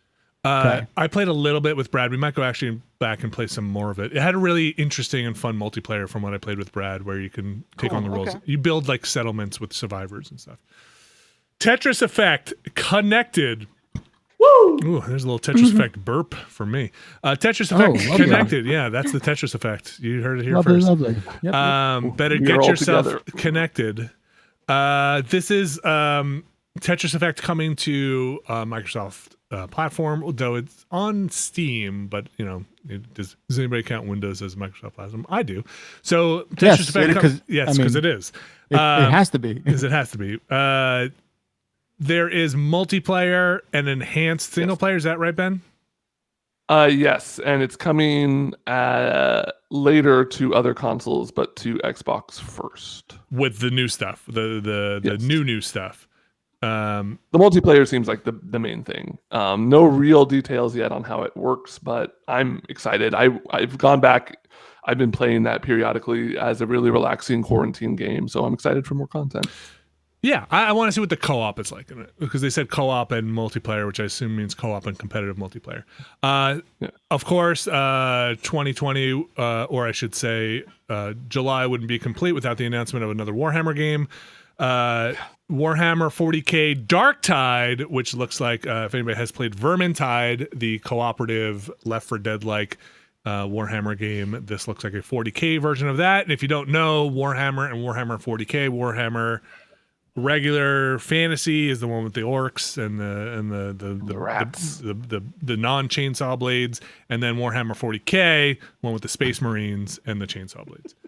You've explained that, I don't know, 20 times. Wait, really? And if you ask me, gun to my head, Jeff, explain this the way I would not have anything to say about Warhammer. I don't understand anything about Warhammer, but thank you for trying. Warhammer 40k. Jesus sits on a throne and is kept alive by the power of he has to suck the juice out of psychics. Excuse me? Yes, and then everybody is lost in the chaotic void. It's traveling between the stars. So it's all. What does the 40k mean? It's 40,000. 40k what? 40,000 40,000 years? 40,000 years. Years of what? It doesn't matter. 40,000 years the original Warhammer. Since it's like we're in it's like saying Earth 20,000 or Earth 2000, right? And now we're in Earth 40,000, except it's the grimdark of the 40,000. You get it, Abby? You got it. Just let's move on. Just I'm excited for that. I really it's the like 41st Vermintide. century. I dipped back into it recently. Into Warhammer, yeah. You're getting way back in. Into Vermintide, What do you paint? What army do you paint? Fun. How many points you got? Vermintide is fun. We'll see what this. We'll see more. I'm curious to see what you play as in Darktide. I suspect it looked like you're not jumping in the shoes of a space marine. Space marine. No, you wouldn't play it as an Inquisitor. You play it. It looks I want to like be a space rat. That's just the one Warhammer 40k thing I know. I was hoping that would land. They do say Inquisitor in that thing. We'll see. We'll see what you can play as, or if you can get different skins or whatever. Looks neat. Crossfire X, the latest video card. Crossfire X. A multiplayer. How many fans on that? Too many. Too many fans over in Asia. I guess this is a big multiplayer game. Is it? I don't really know much about Crossfire. Apparently, the most played game by player count worldwide is what Crossfire is. Yeah. What? Right. Okay. Exactly. It's a big. Hey. China's a large reminder. country. It's a big world. Damn. So that's by Smilegates. Apparently, they have rebuilt the game in Unreal Engine 4, and there's going to be a new campaign mode by Remedy, and this will be Crossfire X. Did you guys see that thing that Rory posted that apparently there was like a little subtitle that popped up during that for like 2 seconds that said single player not in Xbox Game Pass, even though their whole thing that they kept talking about was like everything here is going to be on Game Pass. Well, that's just shitty. Yeah, we'll get into the glossary index verbiage section We'll at the end of the show here. Break out our charts later. They showed some Destiny 2 Beyond Light, which was basically just sounded to me like another kick in the butt to Stadia. Everwild, which is the game Rare is working on, which that's another beautiful looking thing. Looked beautiful. Yeah. I'm not sure what you're doing in it. Looked like some kind of 4-player hang around animal husbandry. I don't know. Tear a tree down with the Pokemon thing. I don't know. That fish vomited out a bunch of other fish. Yeah, I don't know why we needed to see that specific moment of this game, but sure. Why not? Just a taste. Oh, well, going back to, I'll slide back up to Crossfire X. If you didn't know, and this was brought up during, Alex brought this up, slowed down version of X Gonna Give It To You, you should go re-listen to that knowing that and see what you think about that. It's kind of amazing that they were able to slip that in there, motherfuckers. Medium by Bloober Team. Is that I got questions about Medium. So does everybody. It's the one where they show the woman who's like kind of bouncing back and forth between two different realities, apparently showing off in this trailer. I guess they're going to be able to do that on the fly as and that's the power of the X. I don't know. It looks pretty dark, looks pretty disturbing. Give me both things at once. I want to play a split screen. You think that'll be a thing? At some point, probably the last chapter when she's like really fucked up, and it's the real Only if each hand is on you have to play with like like the brothers log stick and the right, and you got to hand yourself things through the. I don't know. We'll see. I hope it's more than a gimmick, right? I hope it's more than like, hey, did you see what Mary was able to do with that engine? You should have two things running at the same time. Let's make a game around that. Okay. The Outer Worlds, Peril on Gorgon. More Outer Worlds. The DLC. The Outer World stuff. Yeah. I wish I Peril on Morgan. Gorgon. I wish I liked the Outer Worlds more. I fell kind of off of it. Psychonauts 2. We got a kind of an extended look at Jack Black singing a song, recording a song, and then Psychonauts 2 playing, which I had completely forgotten two things. One, that Double Fine was acquired by Microsoft, and also that Psychonauts 2 had not come out yet. I also thought it came out. That's what I didn't know. I thought that VR thing came out, right? That was what happened. Yeah. Pretty big Psychonauts 1 fan. I'm cautiously awaiting Psychonauts 2. I have to see. You could say cautiously optimistic. I think you could say that, because cautiously waiting, that doesn't really make sense. I'm waiting. Because I'm kind of waiting. I don't know. Like Psychonauts 1 would not hold up today, I think. So unless they're changing that gameplay around, I played some of it at E3 and I enjoyed it, but we'll see. So during our stream yesterday, one of our hosts was talking about replaying the first one. And I don't think we got to where we knew how to confidently play that. Like, where can you play that right now besides PC? They bought the rights back from Aspire. Who put that out? I want to say they got the rights back and then re-released it. Is it not on Steam? I thought Double Fine got the publishing rights back. Chat room saying on Xbox, so maybe that makes sense. People are saying PSN, you can buy it. Oh, okay. Well, it sounds like everywhere. The answer could be everywhere. So I'll take that. If only there was some kind of internet search car or engine. Nah, there's no way to know. Listen, I share your your feeling about it. Does that game in 2020 feel good? Right? Yeah. It's 15 years old. I even remember playing it 15 years ago, being like, oh, okay. Like the theme and the vibe and the writing and the whole sort of thing that this game is bringing you rose above any of like the shortcomings. Sure. With boots on the ground kind of gameplay. So I'm curious to see how that feels in 2020. But I guess this is a bigger sort of question, but like a game like Psychonauts 2, when you say you're cautiously waiting, does that mean because I'm scared? You think its development road perhaps was paved with a couple potholes that you're a little no, it's because most of Double Fine's games I want to like more than I do. A lot of Double Fine's releases there's so much heart and there's so much personality, and then the gameplay is usually the part that I'm like, man, I want to like this more than I actually do, but I think I don't. Yeah, I think that's fair. I think that's I'm with you on that one. A sort of, common opinion with a lot of people. I liked that one. Well, I played it on my phone, which is like maybe not the ideal way to play. I never finished it. What's that?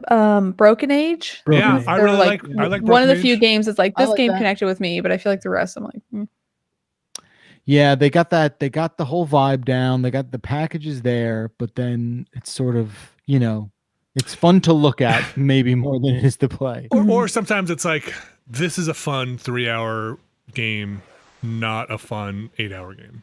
Like where maybe they go. I mean, don't get me wrong, like I'm all in for Psychonauts 2. Like I'm very excited to see what that is, but I will say I'm cautiously optimistic. There you go. Okay. We had Don't Nods, Tell Me Why, very much. It looks in the Life is Strange category of oh right, yes, I've heard about this one. Emotional thriller. They showed some of that.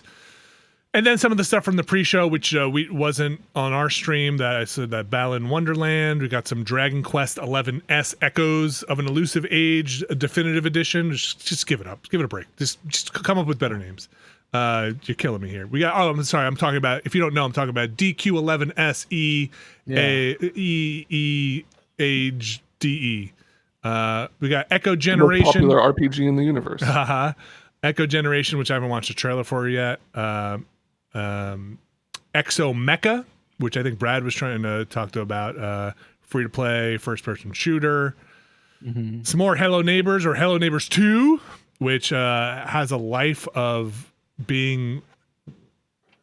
There's media for Hello Neighbors, which is weird. I think I mentioned this on the stream, where when I go to my kids' book fair stuff at the school, or used to back when there was a real world, you'd see like Hello Neighbor books, like number 21, and all that stuff, which I did not know Hello Neighbor had gone on to be that popular. Thousands of YouTube videos of like not only just Let's Plays, but it took on kind of like a Five Nights at Freddy's-esque like fiction all around it, Oh, interesting. Yeah. And then so that's kind of the big announcements there, or maybe all the announcements there. And then we get into the part where what are we even talking about with the Xbox Series X? So a lot of that stuff I just went down the list with will be available on the Series X, which is their new console. Will also be available on Xbox One. Not everything. Not everything. But I don't. So we have two things. We got some words that need defining. We have console exclusive.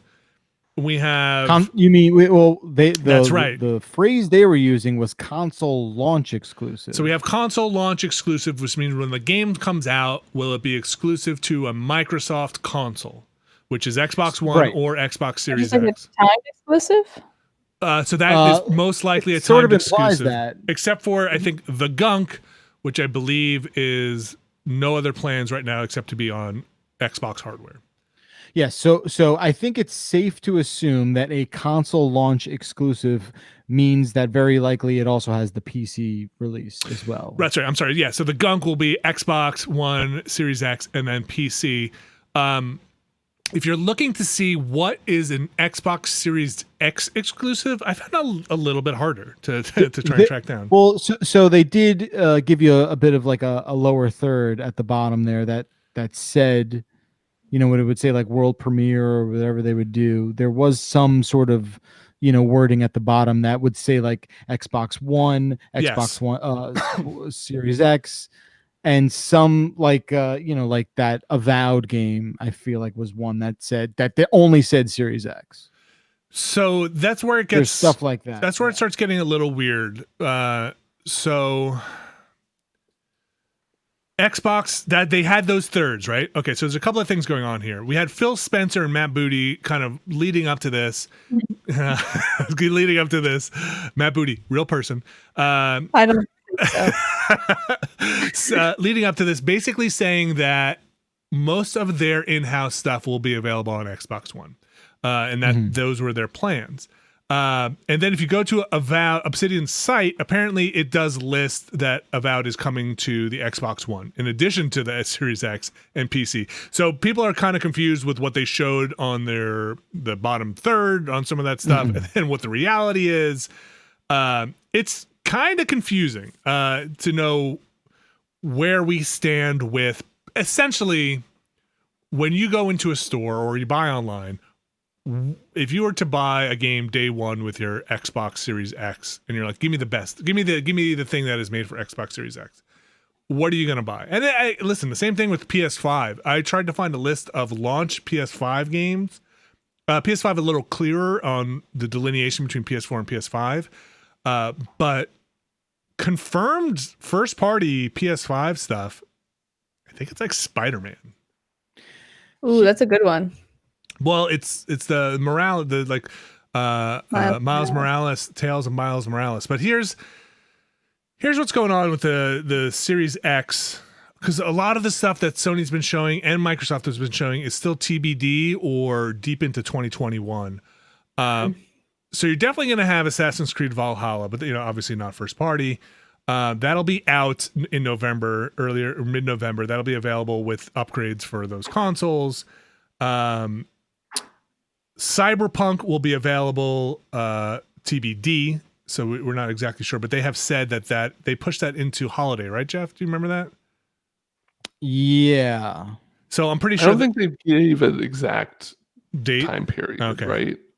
Is it next year? I don't think it's next year though, right? November? It should be this year. Okay. It's November.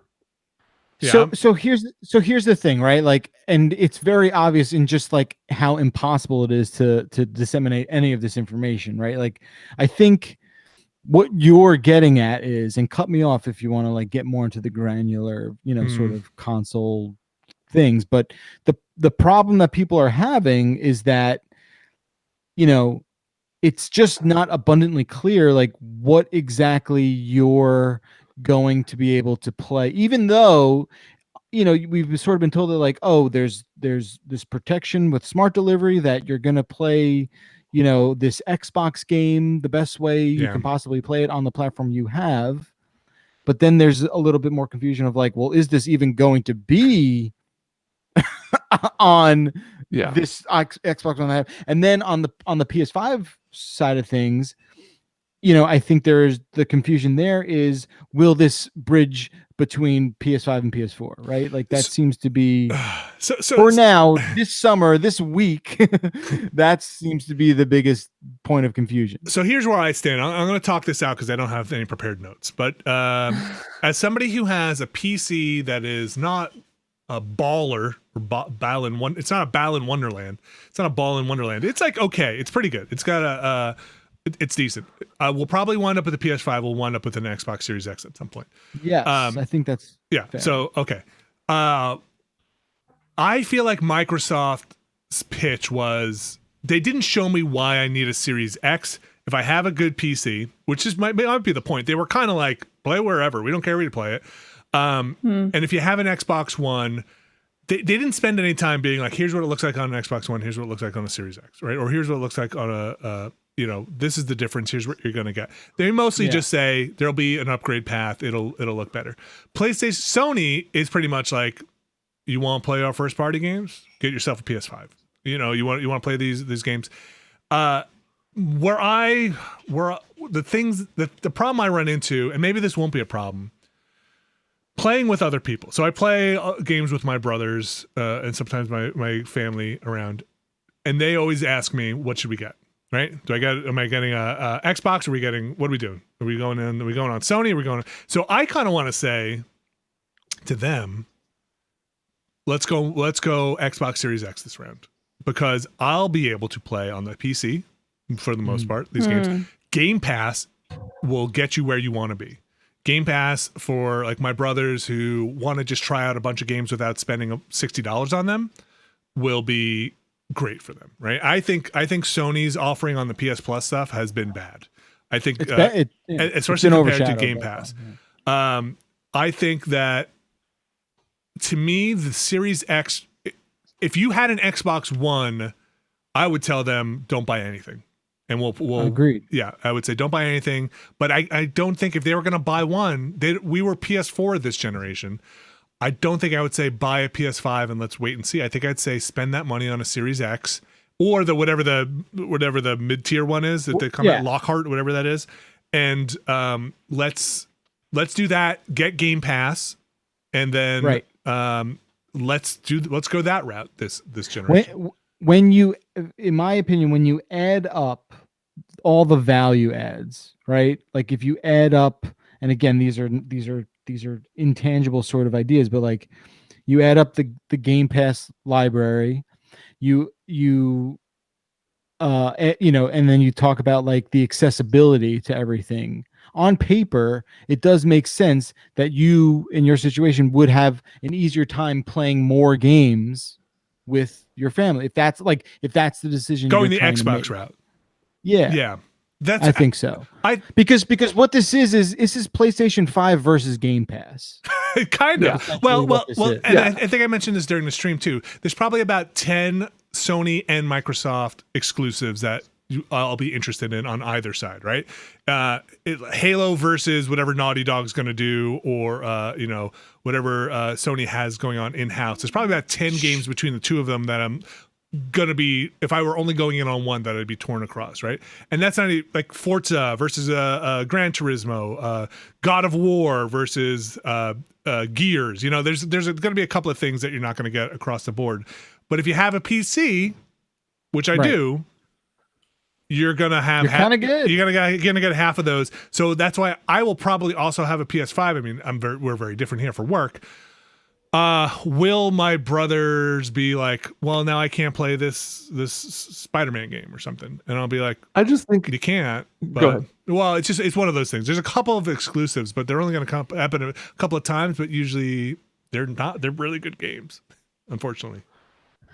I just think it's a huge bummer because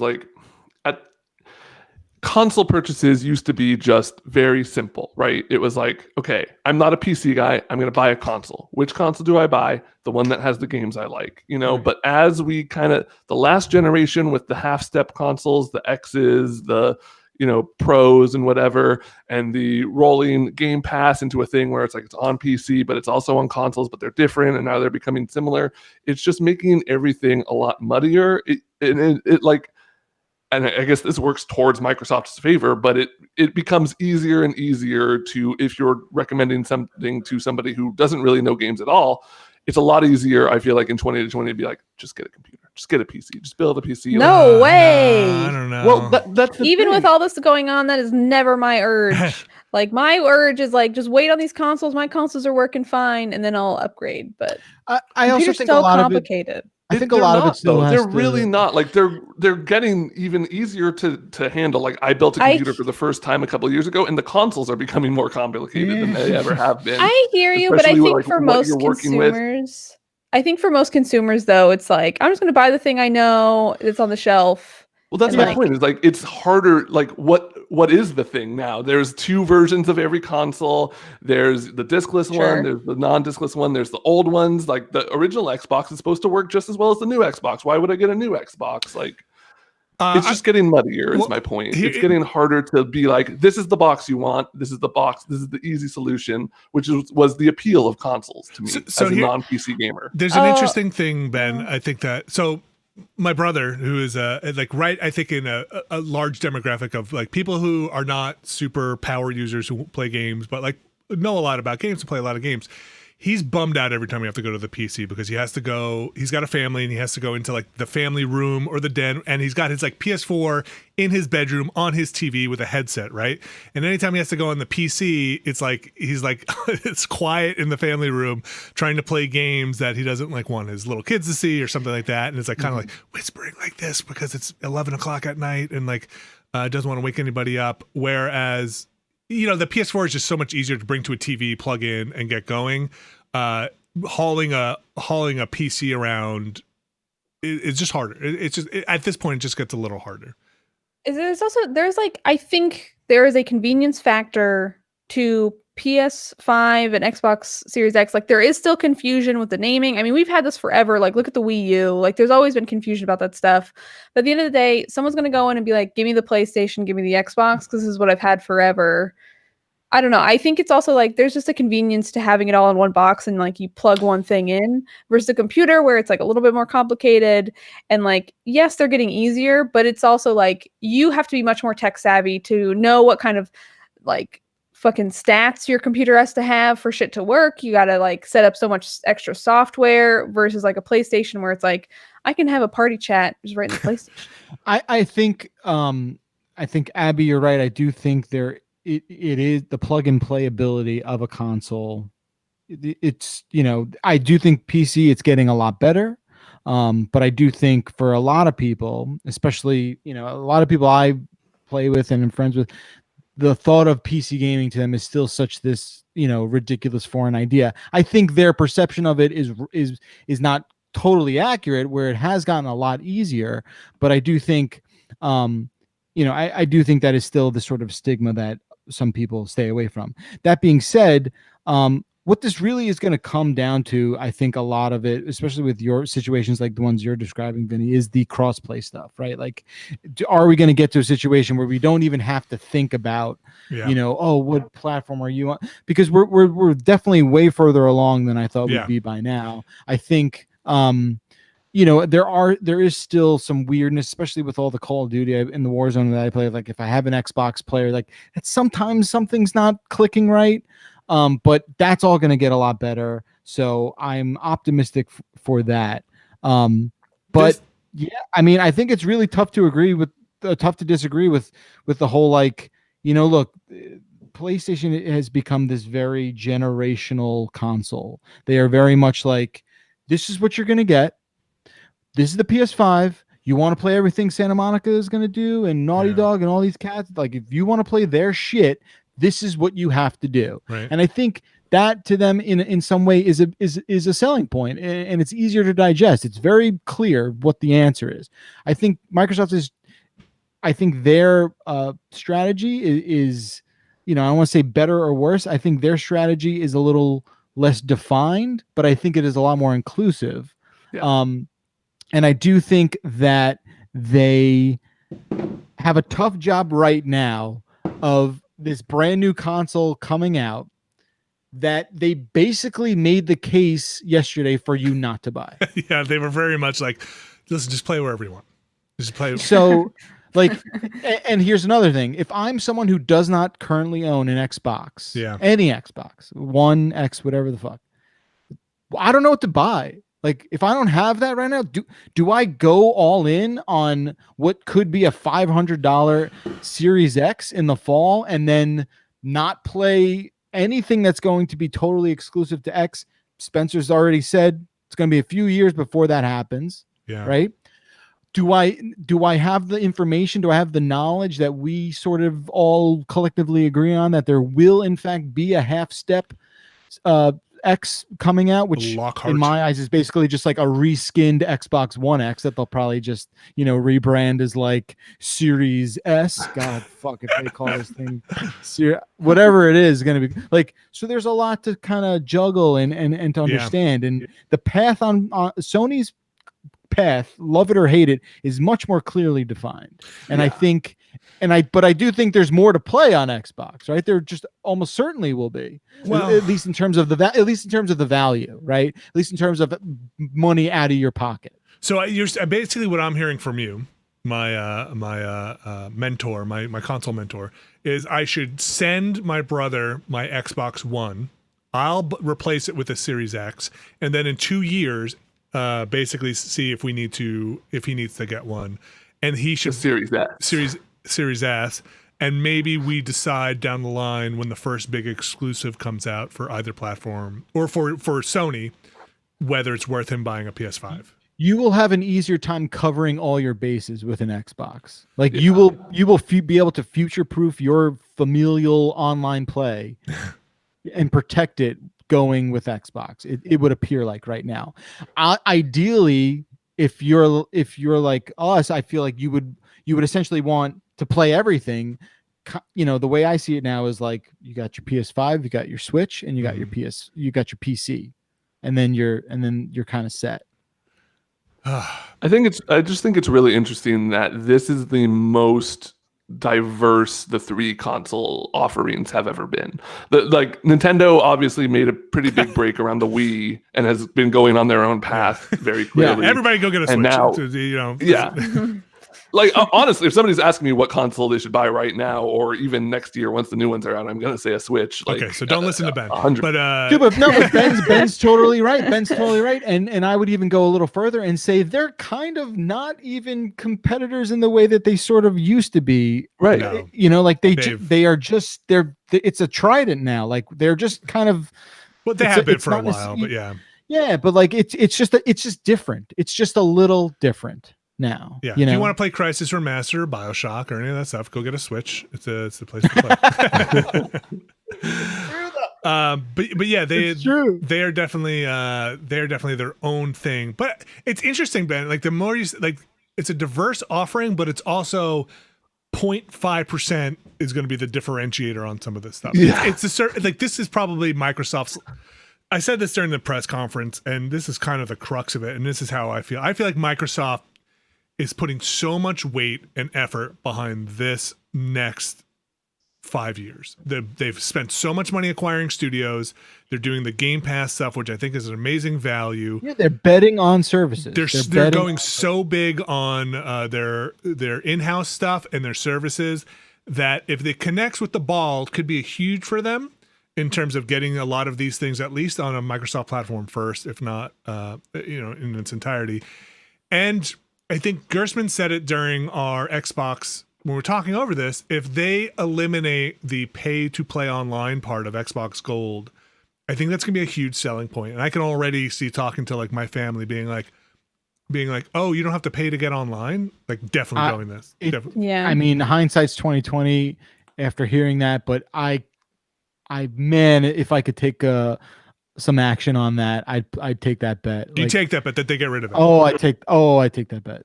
Yeah. Because that's the thing. Like, you make this service so invaluable. It's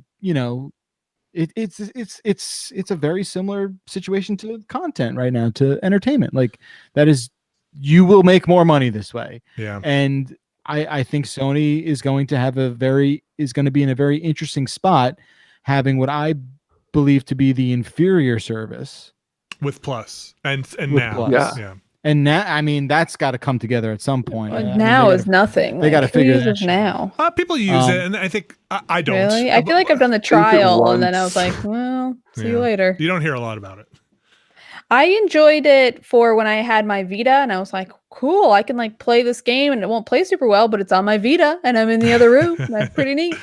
Yeah, and then right, and Nintendo's just in a corner, like every once in a while, looking up, counting its money, being like, what? You guys, we charge like, what do we charge again? It's like $20 to play. I don't even know. We just threw that in there because we thought people would pay for it because Animal Crossing was coming out.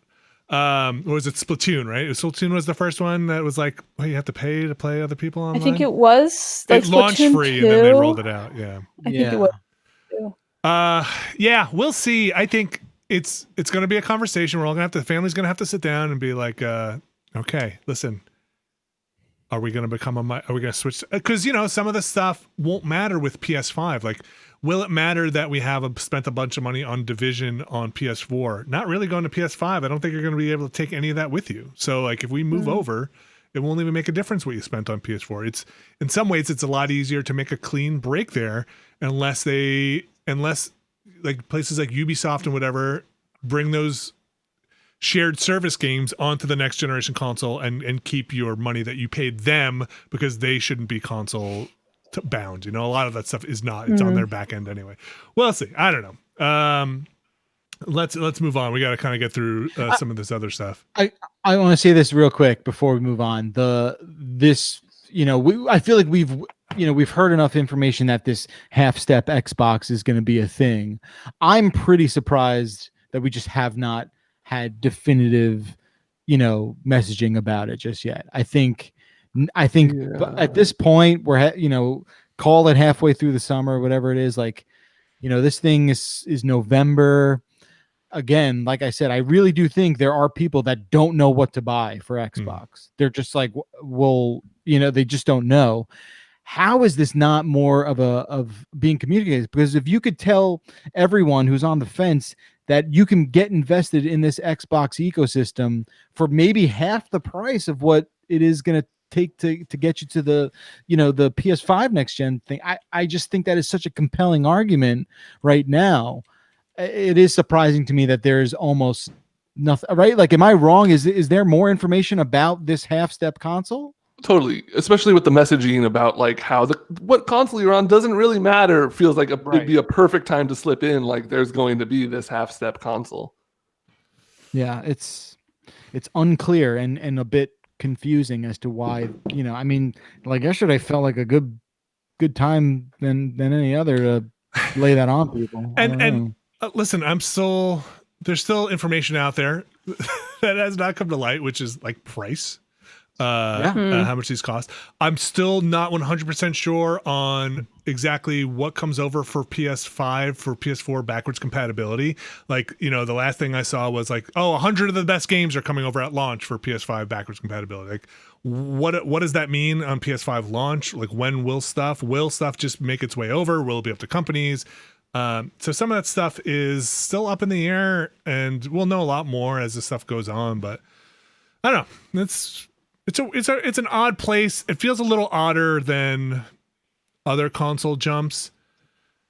I looked back at PS4 and Xbox One launches, and the games were not great. Like the games on those systems were not. There was a lot of cross-gen third-party stuff that was happening at that time too. So it's not that weird. It just feels muddier. It feels muddier. Maybe the lack of just concrete information makes it feel muddier. All right, let's move on into emails, and then we'll take. But I have one news thing. First. Yeah, sorry, the one that was really, we left everybody in suspense. That's right. I'm waiting to talk about this. We do have news too, but Abby, please, by all means. Yes, take it, Abby. Okay, Herman Miller and Logitech have made a gaming chair. Oh my gosh! For those who don't know, my butt's so happy. Is the premier design company who have made so many beautiful mid-century pieces of furniture. Oh my gosh. All your favorite 60s movies are full of them. They are so lovely. I love them so much. And now they have a gamer chair, a chair for me. It's designed for my butt, and it's designed to sit for 8 hours a day and drink my Monster Energy drinks in front of a computer. Oh my gosh, I want one of these chairs so bad. It's the cost of like a month of rent. Abby, I have a question. I deserve it. Okay, I'm ready. How many physicians and PhDs in biomechanics, vision, physical therapy, and ergonomics have consulted on the design of this chair? Just a moment. I'm going to say dozens. 30. Like more than 30? I'd say 30. I'd say pretty much around 30. Holy cow. Mm-hmm. I mean, the back of this thing looks like the Dead Space outfit. It's the rig. Yeah. Oh, see what we need, Abby. Okay, I like the Moxie. I like the angle you're going at. Here's where I'm gonna play the long game on this, right? Okay. Okay. Now seems like a great time for people with a lot of venture capital money and a lot of money to think about the future after the COVID stuff is done and where people are going to play games. And they should build gaming cafes. Invest all your money in high-end gaming cafes with big TVs and this chair. That way, when it doesn't work out, these will go at a really cheap price and they'll be on the curb. But you should invest all your money in this. Build hundreds of gaming cafes all around New York. Get in there. It's going to be huge. People are going to come out of their houses and want to play. We just talked about how confusing it is to play games. Build where they can go. The thing about Herman Miller products, though, that you're not getting, Vinny, is they only appreciate in value, I think is the term. Tell that to all the Aeron chairs that people were racing down the streets of New York after the .com crash. Like they couldn't get rid of those things fast enough. Yeah, I will say this chair it's like a classy gaming chair. It's like a mix between a gaming chair and like a nice looking office chair. It's like a futuristic office chair. And I would like one. How do I become a chair influencer? That's what I need to know. Abby is obviously too biased in this. You need somebody who's going to offer impartial results. Somebody who's not a permanent member on this. Ben, you're too tall for this chair.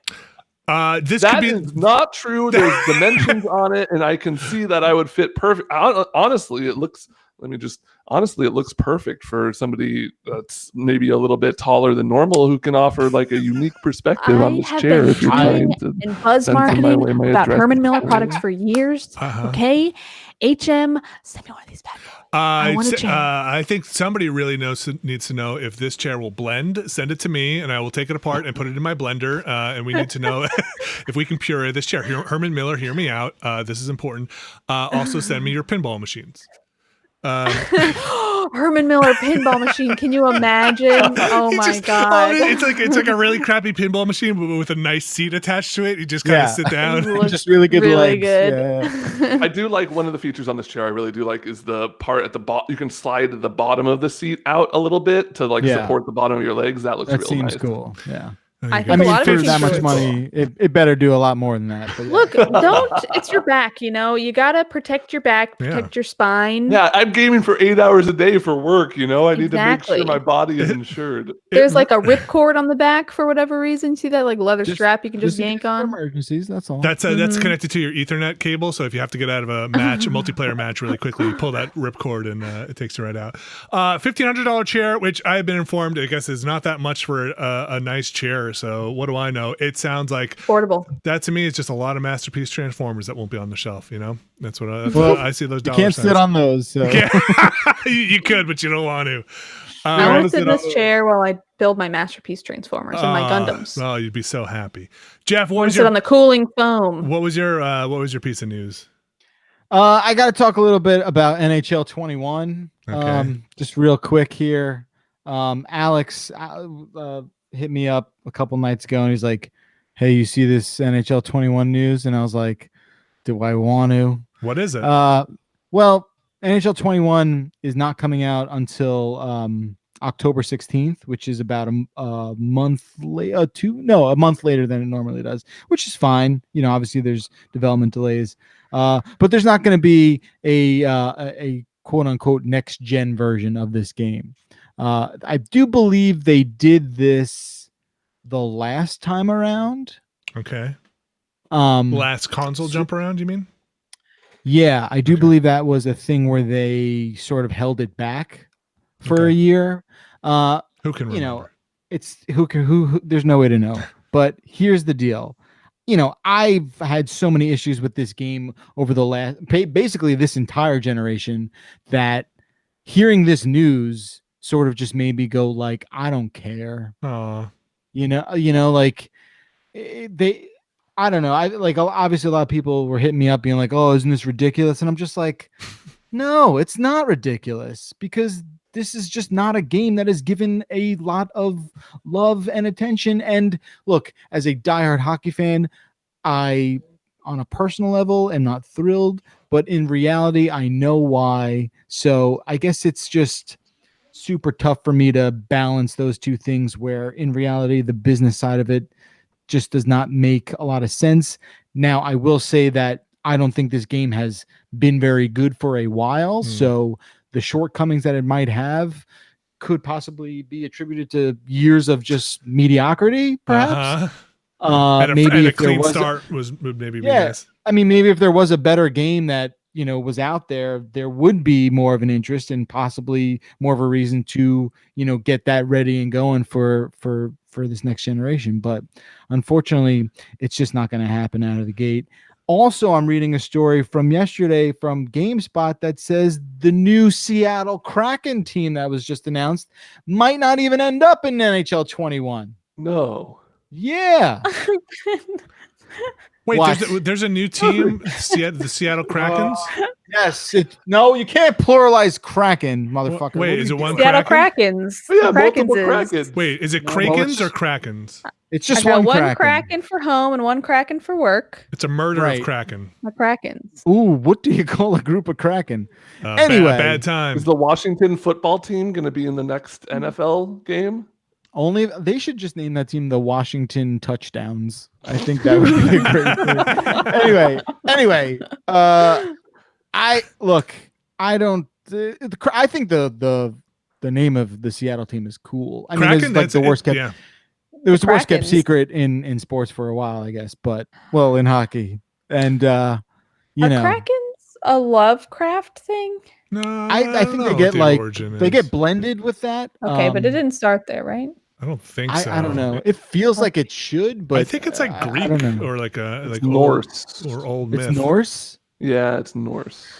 Oh, anyway, in folklore. I'm super why stoked. wasn't it in God of War?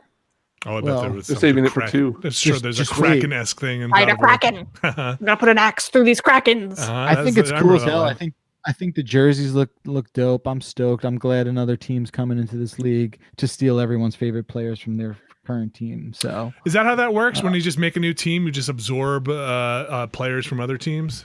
there is a draft and teams get to protect a certain number of players, and they want to tweak it a little bit, I think, but I don't know if they did, because that's basically how the Golden Knights got to the Stanley Cup final their inaugural year. Okay. Just by kind of like soaking up. It's like, guess what? You could get a whole lot of above average players instead of like one superstar, and guess what? You'll make your way to the Stanley Cup final. So well, I haven't been following the expansion draft that closely. I don't know if they are modifying it in any sort of meaningful way, but yeah, they basically take players from other teams, long story short. So odds are your favorite superstar on your team will be protected, but you can't protect everyone. Okay. And before you know it, you got a player going that's really good. All right. Remember we went to that hockey game, and then that guy got hit in the mouth with a puck who was like sitting on the sideline. Oh yeah, and then that was so funny because Abby was like, "Oh my god, he's gonna go to the hospital or something?" Right? Where you were like, "I'm like, nah, he'll be back." He just came back. He was like,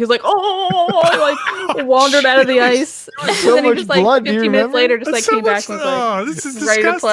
play. What are you gonna do? Oh right? wait, it was a player. Okay, it didn't make it It was past a player. the glass. Okay. Yeah. All right. He was like sitting. Wait, Vinny, breaking news. Anyway. Okay. Breaking news as of 10 minutes ago. Gamer Apparently chair? G4 is coming back in 2021. So there you go. Oh fuck. Remember G4? Wait, are they coming No, back? what's Are they G4? gonna be on TV? Gamer TV. G4 was like a channel for gamers with all sorts of gamers shows. I mean, honestly, now's the time when you have to record everything from home to make Twitch TV, basically. I used to go on that all the time. I was like Really? a head on Attack of the Show. So I want to be on Gamer TV. I mean, okay. IGN just tweeted out like a teaser video that just had a TV that like had the G4 logo and then said 2021. So hold on no a info second. yet. I think I just lost a thing. Now, You good guys time can't for a see break, me. baby. Yeah, Ben, I'm gonna cover you up for the remainder of this podcast. Nobody can see you. And we're gonna take a break. I'm gonna fix this in the background. We'll be right back, folks. Hang tight. What's happening? Well, Bye. I gotta play that music first. Ben, you're still there, right? Ben. Bean Ray. Okay, I see what's happening.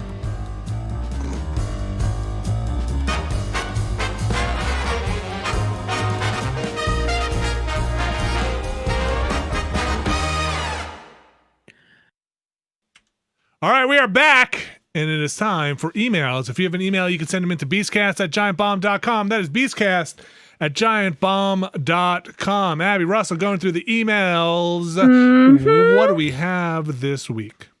Okay, Jeff Bacalar. Why don't you read this one from Corey? Most certainly. Corey says, what? Okay, I got Corey. Hold on. Okay. He's here. This is a weird way to start his email, but my NHL 21 story was overlapping his email. Nice. Hi, Beasties. So I'm buying a house during a global pandemic, and here in the UK, the government has just announced a tax relief for home buyers, which basically means we now have many thousands of pounds that we had budgeted for tax that we can now spend on the house. Wow. If you had an unexpected influx of cash, like you won a small lottery, geez. Not millions, but maybe 20 grand. Okay. Oh, just What 20 would you- grand. Just What if I would was you gonna put in the ballpark, Yeah, 20 grand. What would you spend this money on? And more importantly, what should I spend this money on?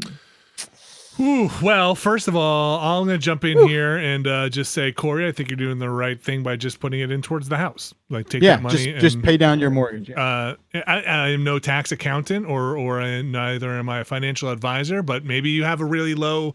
Listen, here's what I'll say. Here's probably the more mature thing to say. Talk to a financial advisor, and they will let you know if the rate on your mortgage is less than the rate of return you'd get for investing that money with a financial advisor. Right. And they will let you know what the proper course of action. But that's not the meaning of this email. Also No, this email's fun. But was also an undefined number, like that second number you're describing is not guaranteed. Right? No, nothing is guaranteed, right? Yeah. So like, But these people would know, though, right? the financial advisor, They or have a good they would idea. know. They would have an idea of like, this is the smart thing to do. I would hope so. I mean, it's to be clear, paying down debt is never a bad idea. The idea here is that, like, could there be other opportunities that are more potentially? Look, let's make the fun answer for this what question. are we talking about? Like, buy as much Bazooka Joe gum as you can for 20 grand and see what that looks like. Fill a room full of something. Fill a room. Go and buy as many things as you can, and just be like, this room. Fill a room full of dogs. That's right. A dog room. No, don't do that. Buy a whole mess of dogs. No, unless they're like ceramic dogs, or those. What are those like ones? What are those ones that they sell, the porcelain ones with the droopy eyes and they're all like sad and like Precious Moments dogs? Go buy Precious Moments. I know what you're talking. You know what they could get? What? Beanie Babies. 16 Herman Miller gaming chairs. Yes, and then send me 2 of them. Ben, I think your math might be off. 16 actually maybe sounds like a little too. Can you buy 16 Herman Miller chairs? Aren't they like $1,600 per Herman Miller chair? Oh, I thought they were $1,200. I think they're. Maybe it's more like 14. Yeah. Well, you know what? Go over your budget. Yeah, maybe get a less nice house for your Herman Miller chairs, and just get as many as you can. I think my real answer for this is allow yourself like one fun splurge item, and then like save the rest. Or like put it away or put it towards your bed or whatever. Sure. So I think like, is there one thing that you've like really want, like a fucking Herman Miller chair, or like you're getting a house? I don't know. Get yourself something like a nice new TV, like a fun new item, like a car. Get yourself a car. Buy a motorcycle. Ooh, buy yourself. Go buy a Taylor. Actually, might be able to get a little higher. Go get yourself a nice acoustic guitar, and then say you're going to learn how to play. St. Vincent has a custom guitar. She needs a guitar influencer. I'm not very good at playing, so go get yourself a Martin guitar. I think you can clearly spend up to like 30 grand. Is Martin on one. The best? People will fight you with a knife if you're deciding whether like Taylor or Martin or so. Well, those are also like acoustic ones. I guess I don't really shop for acoustic guitars so much. Interesting. So go buy a signed St. Vincent guitar and just say, I'll give you $20,000 for this. There you go. Pay for her to play in your new house. You name the price. You name the price. I feel like if you gave her $20,000 for an appearance, she'd do that, right? You think? Like, what's the cost of like a C-tier celebrity? I think it's more than that. Probably more. You probably have to pay for housing and apartment. Just get a cameo. Call it a day. What's the most expensive cameo you can get? I bet there's some absurd price. Okay, so wait. Would you want to pay that, or would you want to get $5, like as many $5 cameos as you can of everybody saying the same thing? Can I just tell you? I don't want to go into a cameo hole here, but like, there's some fucking shit going on that website. Well, I have no idea. Don't say. Well, like my buddy for his birthday, his wife got him like a sports team super fan cameo, and it's just like this guy who really likes the same team that my friend likes, and I'm just like, what are we doing here? What's that? Which was it? I think it was like $25. Well, you get a shout out from Kareem Abdul-Jabbar for only $1,200. I think that's I don't know perfect. who that is. You could get a shout out for me. I am a Herman Miller chair enthusiast. All my fellow Herman Miller heads out there. Yeah. My cameos cost one Herman Miller chair. It's Herman Miller time, is what I'm hearing. $20,000. What would I do? Maybe a vacation. When you can take vacations again, that might be a nice thing to do. What I could buy, I can spend 20 grand easy. I could spend 20 mil easy. So it would just what would you spend 20 mil easy on? $20 million easily on? I'd buy I guess I'd buy a safe full of gold coins. Okay. Done. Smart investment. Yeah. I would buy a huge transformer. I'd buy made out of gold. A real transformer that changes into $20 million. I would buy easily done. I'd buy I'd buy a plot of land that I can go camping on that is just like a $20 million worth of land. I'd buy a seat. Where'd you do it? What was that? What's that? Like Alaska or something fun. I do it someplace where the land because it would be like a nature preserve. So I do it at a place where it's not going to have to like fight development and oil pipelines and all that stuff. I buy a seat on a space shuttle. I'll go to space. $20 million. That's not an option. Sorry. If I had $20 million, I would buy a seat on a space shuttle and also a seat for St. Vincent to come with me. If somebody offered you, okay, how much would you have to not dislike a person if they were like, and I bought you a seat on a space shuttle? Like your worst enemy were like, Abby, seat on a space shuttle. Would you do it? Yes, absolutely. And you have to be trapped in space with that person, and they have to be like, I'm just going to talk to you the whole time. I'm trying to think of someone I really hate. Oh, I know. I know who it is. And you know what? I would make it work. I think we know what I'm talking about. I would make it work. I would do a lot of like, while they're talking to me, like, I have my headphones on. I want to listen to music during like you just go to a rock concert before and be like, I'm hearing. It's just so I was like listening to the shuttle launch. Woof. I'm kind of tired. I'm space sick. I just keep barfing the whole time. I'm gonna go to this other room. Yes. Well, it just bothers me how cavalier everyone is about just, casual space travel. Oh, I would go in a second. I would give up everything to go to space. Yeah, quarantine has kind of taught me that I could do it. I can handle it. This American Life, and they were talking about quarantine, and they talked to an astronaut who was in space for like 7 months or something. Yeah. And he said that like while you were in space, because you were quarantined with other people in space, like legitimately people would come home and be like, if I had a gun, I would kill the other people. Like, that is dark. Yeah. All right. Anyway, that's my story. So how about this? All right, ready? In the spirit of this question, you can either go and safety. They figured out all the technology, so whatever. You can go to the deepest, darkest bottom of the ocean that's never been seen before. You can go to the center of the Earth and check out what's there. Whether it's like the iron core or magma, or you can go to an unexplored part of space. What would you do? Space. Unexplored space. Space is so big that like if you go to an unexplored part of space, it might just be like nothing. Yeah. You know what I mean? Like, is it interesting? Is it guaranteed interesting? So okay, let's say you can go to you can fly through the eye of the storm on Jupiter, and see what's there. Oh my god, that would be so cool. With guaranteed safety. Yeah, guaranteed safety. Yeah, I'd do that. Yes. Yeah. Hell yeah. That's the one. I mean, even if I was going to space with nothing, I'd probably still do that.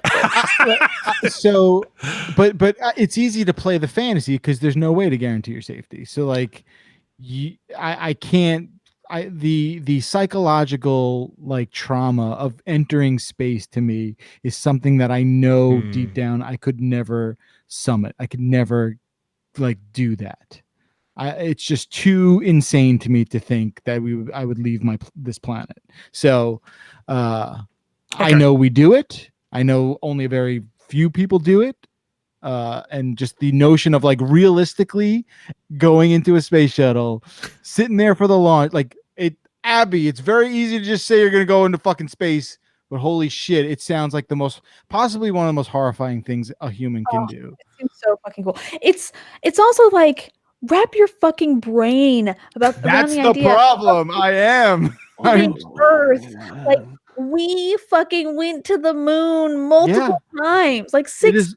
All those reasons why I know for a fact I could not handle it psychologically. We should be on Mars right now. That's all I'm saying. Okay, let me change. All right, Jupiter, Eye of the Storm, very cool. Or you do like a sick free fall ride through from standing on the Earth all the way through the core to the other side of the Earth. Why? Because it's terrifying. Oh, it's a bunch of dirt. No, you'd see all the strata of the Earth and like go through lava. That'd be like really interesting. You'd see like Vinny, we get it. You like to dig. All right, fine. Good job, Ben. All right, you got me. Next question. Ben won the question. Ben, will you please read this one from Matt? Sure will. Matt asks, we still talking pizza? How do you store your leftover pizza? Do you put the whole box in the fridge or do you put the slices in a different container first? Matt from Livermore. Okay. So I was always a whole box in the fridge kind of gal. Mm-hmm. And then when the global pandemic happened, I was like, well, when I order pizza, I should probably take it out of the container and like sanitize everything. And then I started putting it into Tupperware. And then I was like, oh my God, the pizza's way fresher. It like stays way better. Well, like I suspect, Abby, knowing a bit about your rational eating habits, that you can make that pizza last more than a night. Oh, I get a pizza and it's there for like a week. Oh my God. right. what I do is I'll, let's say we have a pie, we'll eat what we're going to eat, and then everything else gets wrapped in tinfoil and frozen. Frozen? Oh, it's so much work. How do you thought? How do you thought? There's no way.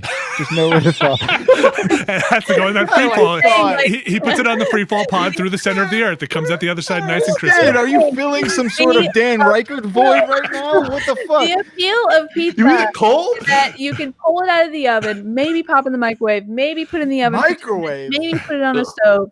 Like you eat it right away. Pizza like I'm not gonna fucking be like, oh, I'm planning my leftover pizza dinner for later. I should pull this out 4 hours early. First of all, no, not everything needs to be defrosted. Number one, I assume it's raw chicken. I don't know. No, you take the frozen pizza, and I could even do the frozen pizza in the pan trick and be good to go.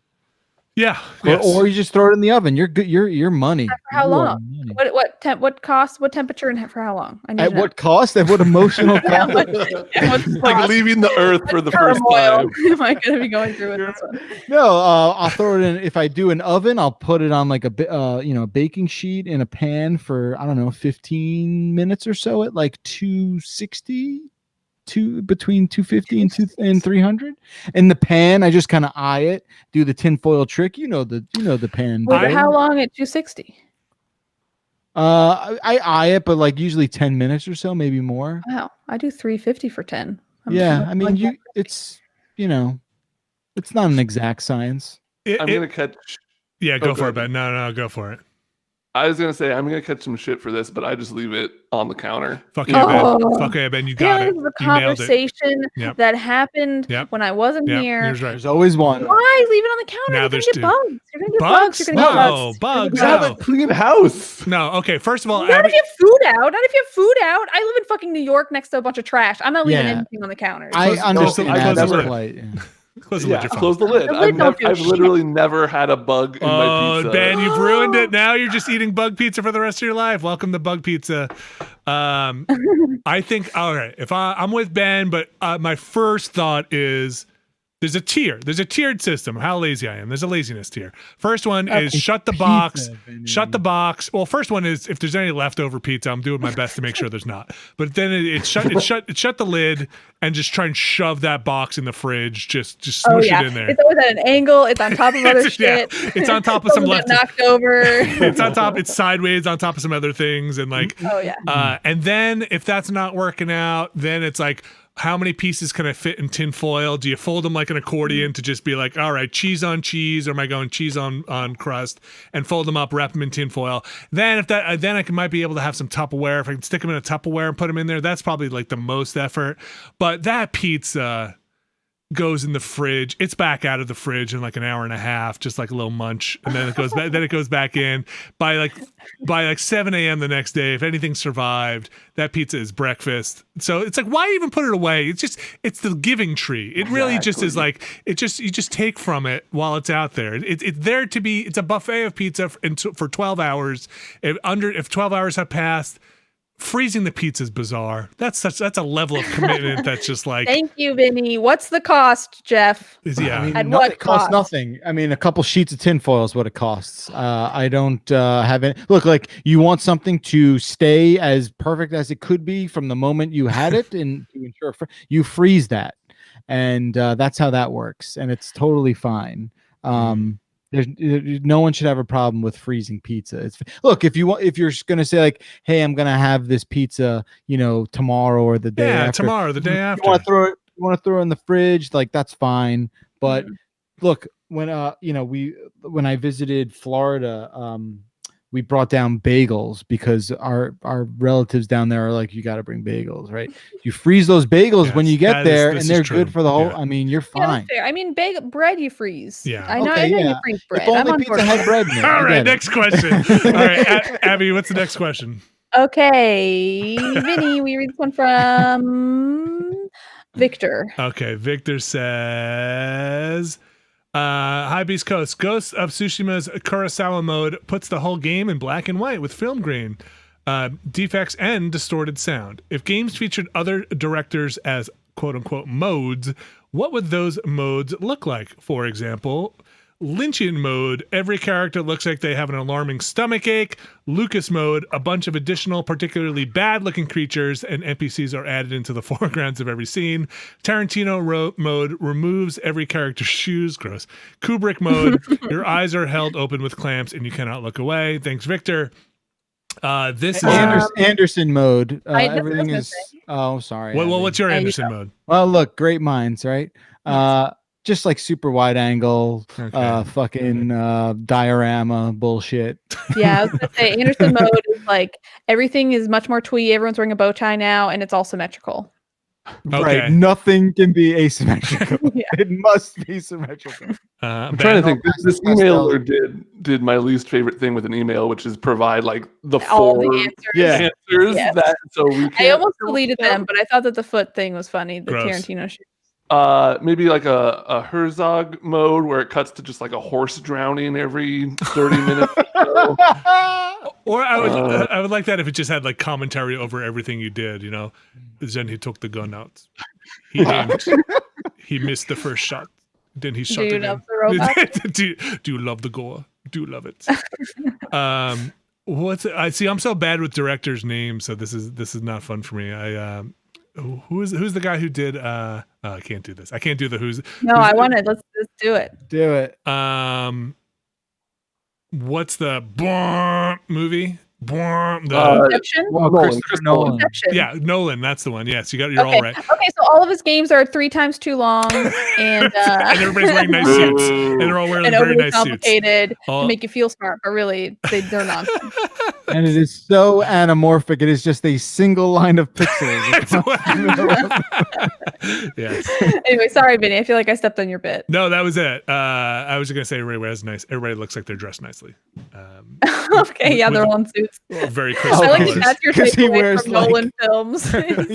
Right? Isn't that his thing? He wears like a full like very crisp collars, double-breasted like Safdie Brothers mode where there's just a really tense, unnerving musical track under the game the whole time you're playing. And you're like, this is gonna go on the whole game. A David Fincher mode where every scene takes 500 takes to do. Okay. Look, you gotta listen to the commentaries to get that one. A Michael Bay mode where it's just explosions every time and everybody complains that the original was much better and he just stole the franchise and added explosions to it. That's the only directors I know. The one who did the Bois movie and Michael Bay.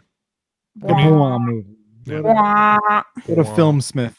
Yeah, that's me. A Celine Sciamma mode where it's always in French and it ends with 2 women falling in love.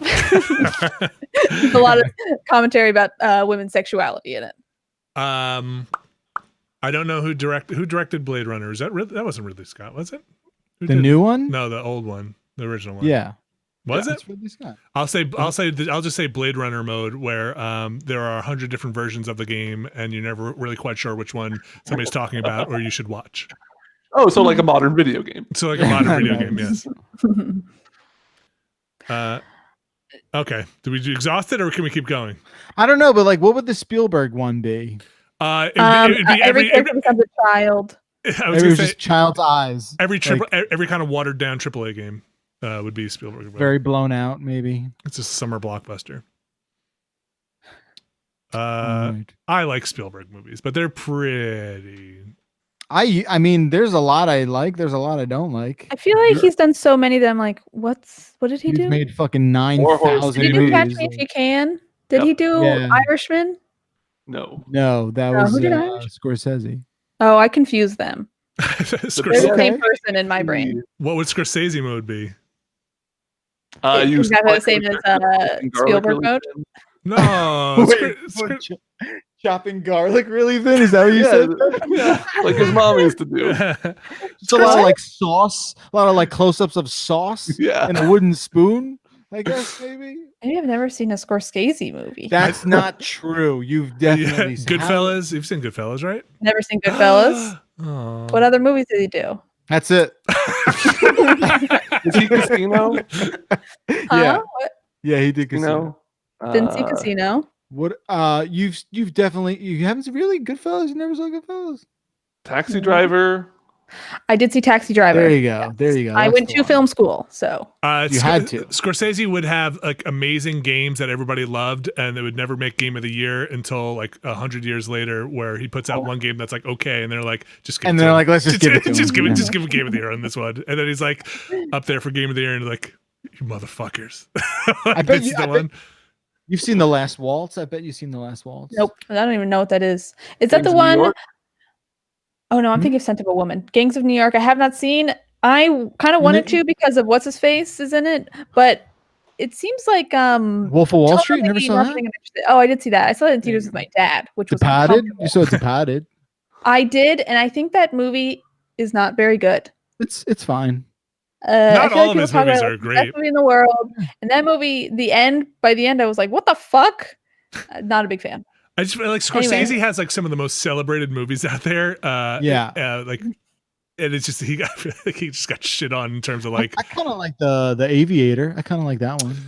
Yeah, it's okay. He's like tons of Raging Bull, like a lot of movies. I really like The Irishman. I should watch it. All right, one more email and we're gonna get out of here. Okay, Jeff, please read this one from Skylar. Most certainly. Skylar says, "Hey, Beastcast. I've recently been hopping back on the peanut butter and jelly sandwich train." That's a fun train. "And I'm wondering what your preferred ratio of peanut butter to jelly is. I'm currently leaning towards a 60-40 split in favor of jelly. So are you in agreement with my split, or is there another ingredient you like to add to the mix? If you want to add anything to the mix, that's fine. It is no longer a peanut butter and jelly. It is something else, which is fine. Honey, banana. I like that we're revisiting. I like the peanut butter and honey. But... Oh yeah. I think banana is like a really nice addition. I think it's it complements everything there. For me, I'm heavier on the peanut butter because for me it's like jelly. There's just so much goddamn sugar in jelly. Even if you get like the low sugar jelly, my whole thing is don't eat as much sugar. So I'll go 75-25 on peanut butter. Interesting. I have a question for you guys. Okay. Let's say you're making, and this became like a huge point of contention between me and my partner. Let's say you're making a peanut butter and jelly sandwich, a classic peanut butter and jelly sandwich. What flavor of jelly are you using? Grape. It's got to be grape, I guess. It's grape. Okay. I agree that it's grape. My partner said strawberry, and my mind was blown. That I'm going to text them. We have a French texting thread where we just text back and forth in French, and I'm texting them in French to let them know they're wrong. I tweeted this out too with a poll, and it was like 50-50 split. Really? Oh, that poll's wrong. Like, jelly. Here's what Ben. I think it's grape jelly, strawberry jam would be my. If you said what kind of jam, here we go with the jelly. I might have gone with strawberry jam. What kind of preserves you working with, Vinny? Raspberry. in that Family Feud board, grape is number one. You know. Oh yeah, there's a poll in chat going on right now, and strawberry's winning. Because they're fucking with us. They're fucking with us. They hacked it. I would have voted strawberry too. Anonymous in our poll.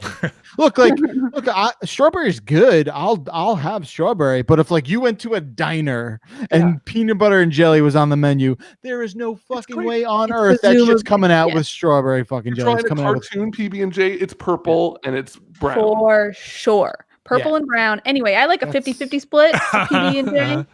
Anything maybe a little more peanut butter, but I like a 50-50 split. And one of my favorite ways to make peanut butter and jelly, it's delicious, is I make it like a grilled cheese with butter in a pan, and then I cook bacon for like a side. It's delicious. But I bet bacon on it would probably also be pretty damn good. Yeah, that's bad. You know what actually is kind of okay in PB&J is Doritos.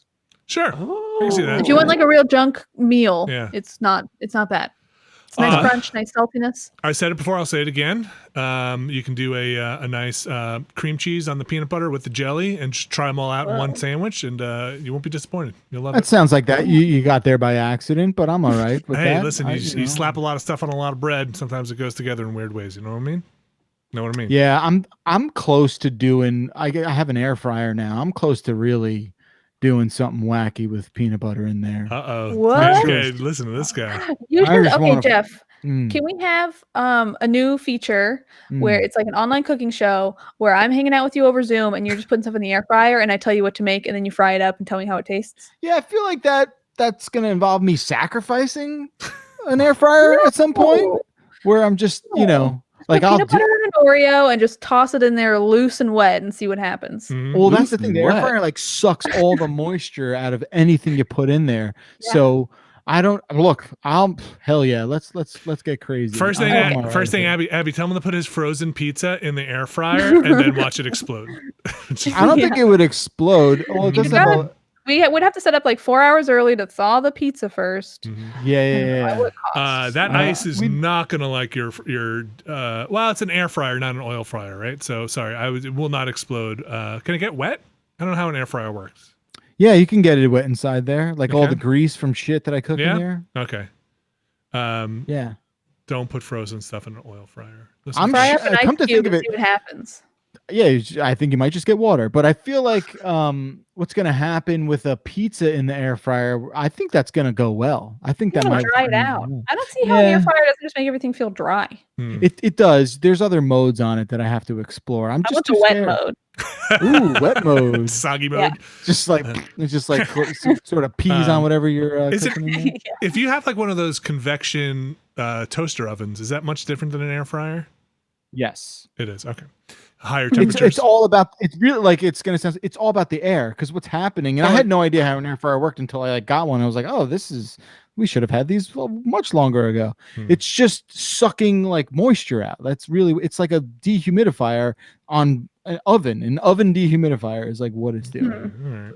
How come we don't have like the opposite of a microwave yet? Where you can freeze a thing very microwave flash freeze. I think we have flash freezers. Yeah, they totally do. They're humongous, and you like have to work in a kitchen, but they have them. Is it like sticking in like liquid nitrogen? Like how do you get? It's like sticking it in like a thing with a bunch of fans. I know this because of Nailed It, which is a show on Netflix where like amateur bakers make shit, and they always make this mistake where they bake a cake and then immediately put the frosting on, and then the frosting melts. But you got to put it in the flash freezer, and they put it in there for a few minutes while they like make the frosting, and they take it out, and then they can frost it. I want one. Can I get Can they sell like non-commercial ones?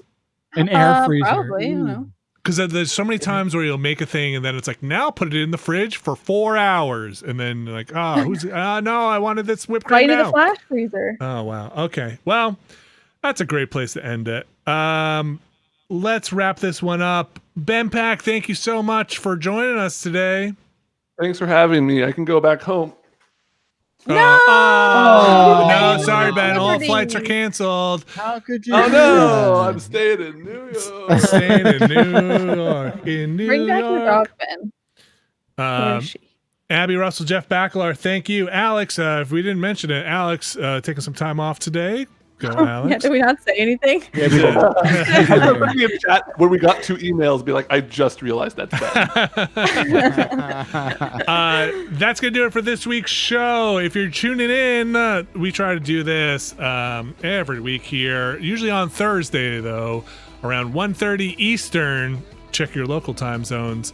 You can go check out giantbomb.com/chat or giantbomb.com. Look in the upcoming to see, well, you could try and look in the upcoming and see what's going on the site, or you can just go to giantbomb.com/chat, where we are streaming most of the days, Monday through Friday. If you're watching this live today, coming up, we're going to have the hotspot, where you'll probably hear some of these similar discussions happening with different people, but with me.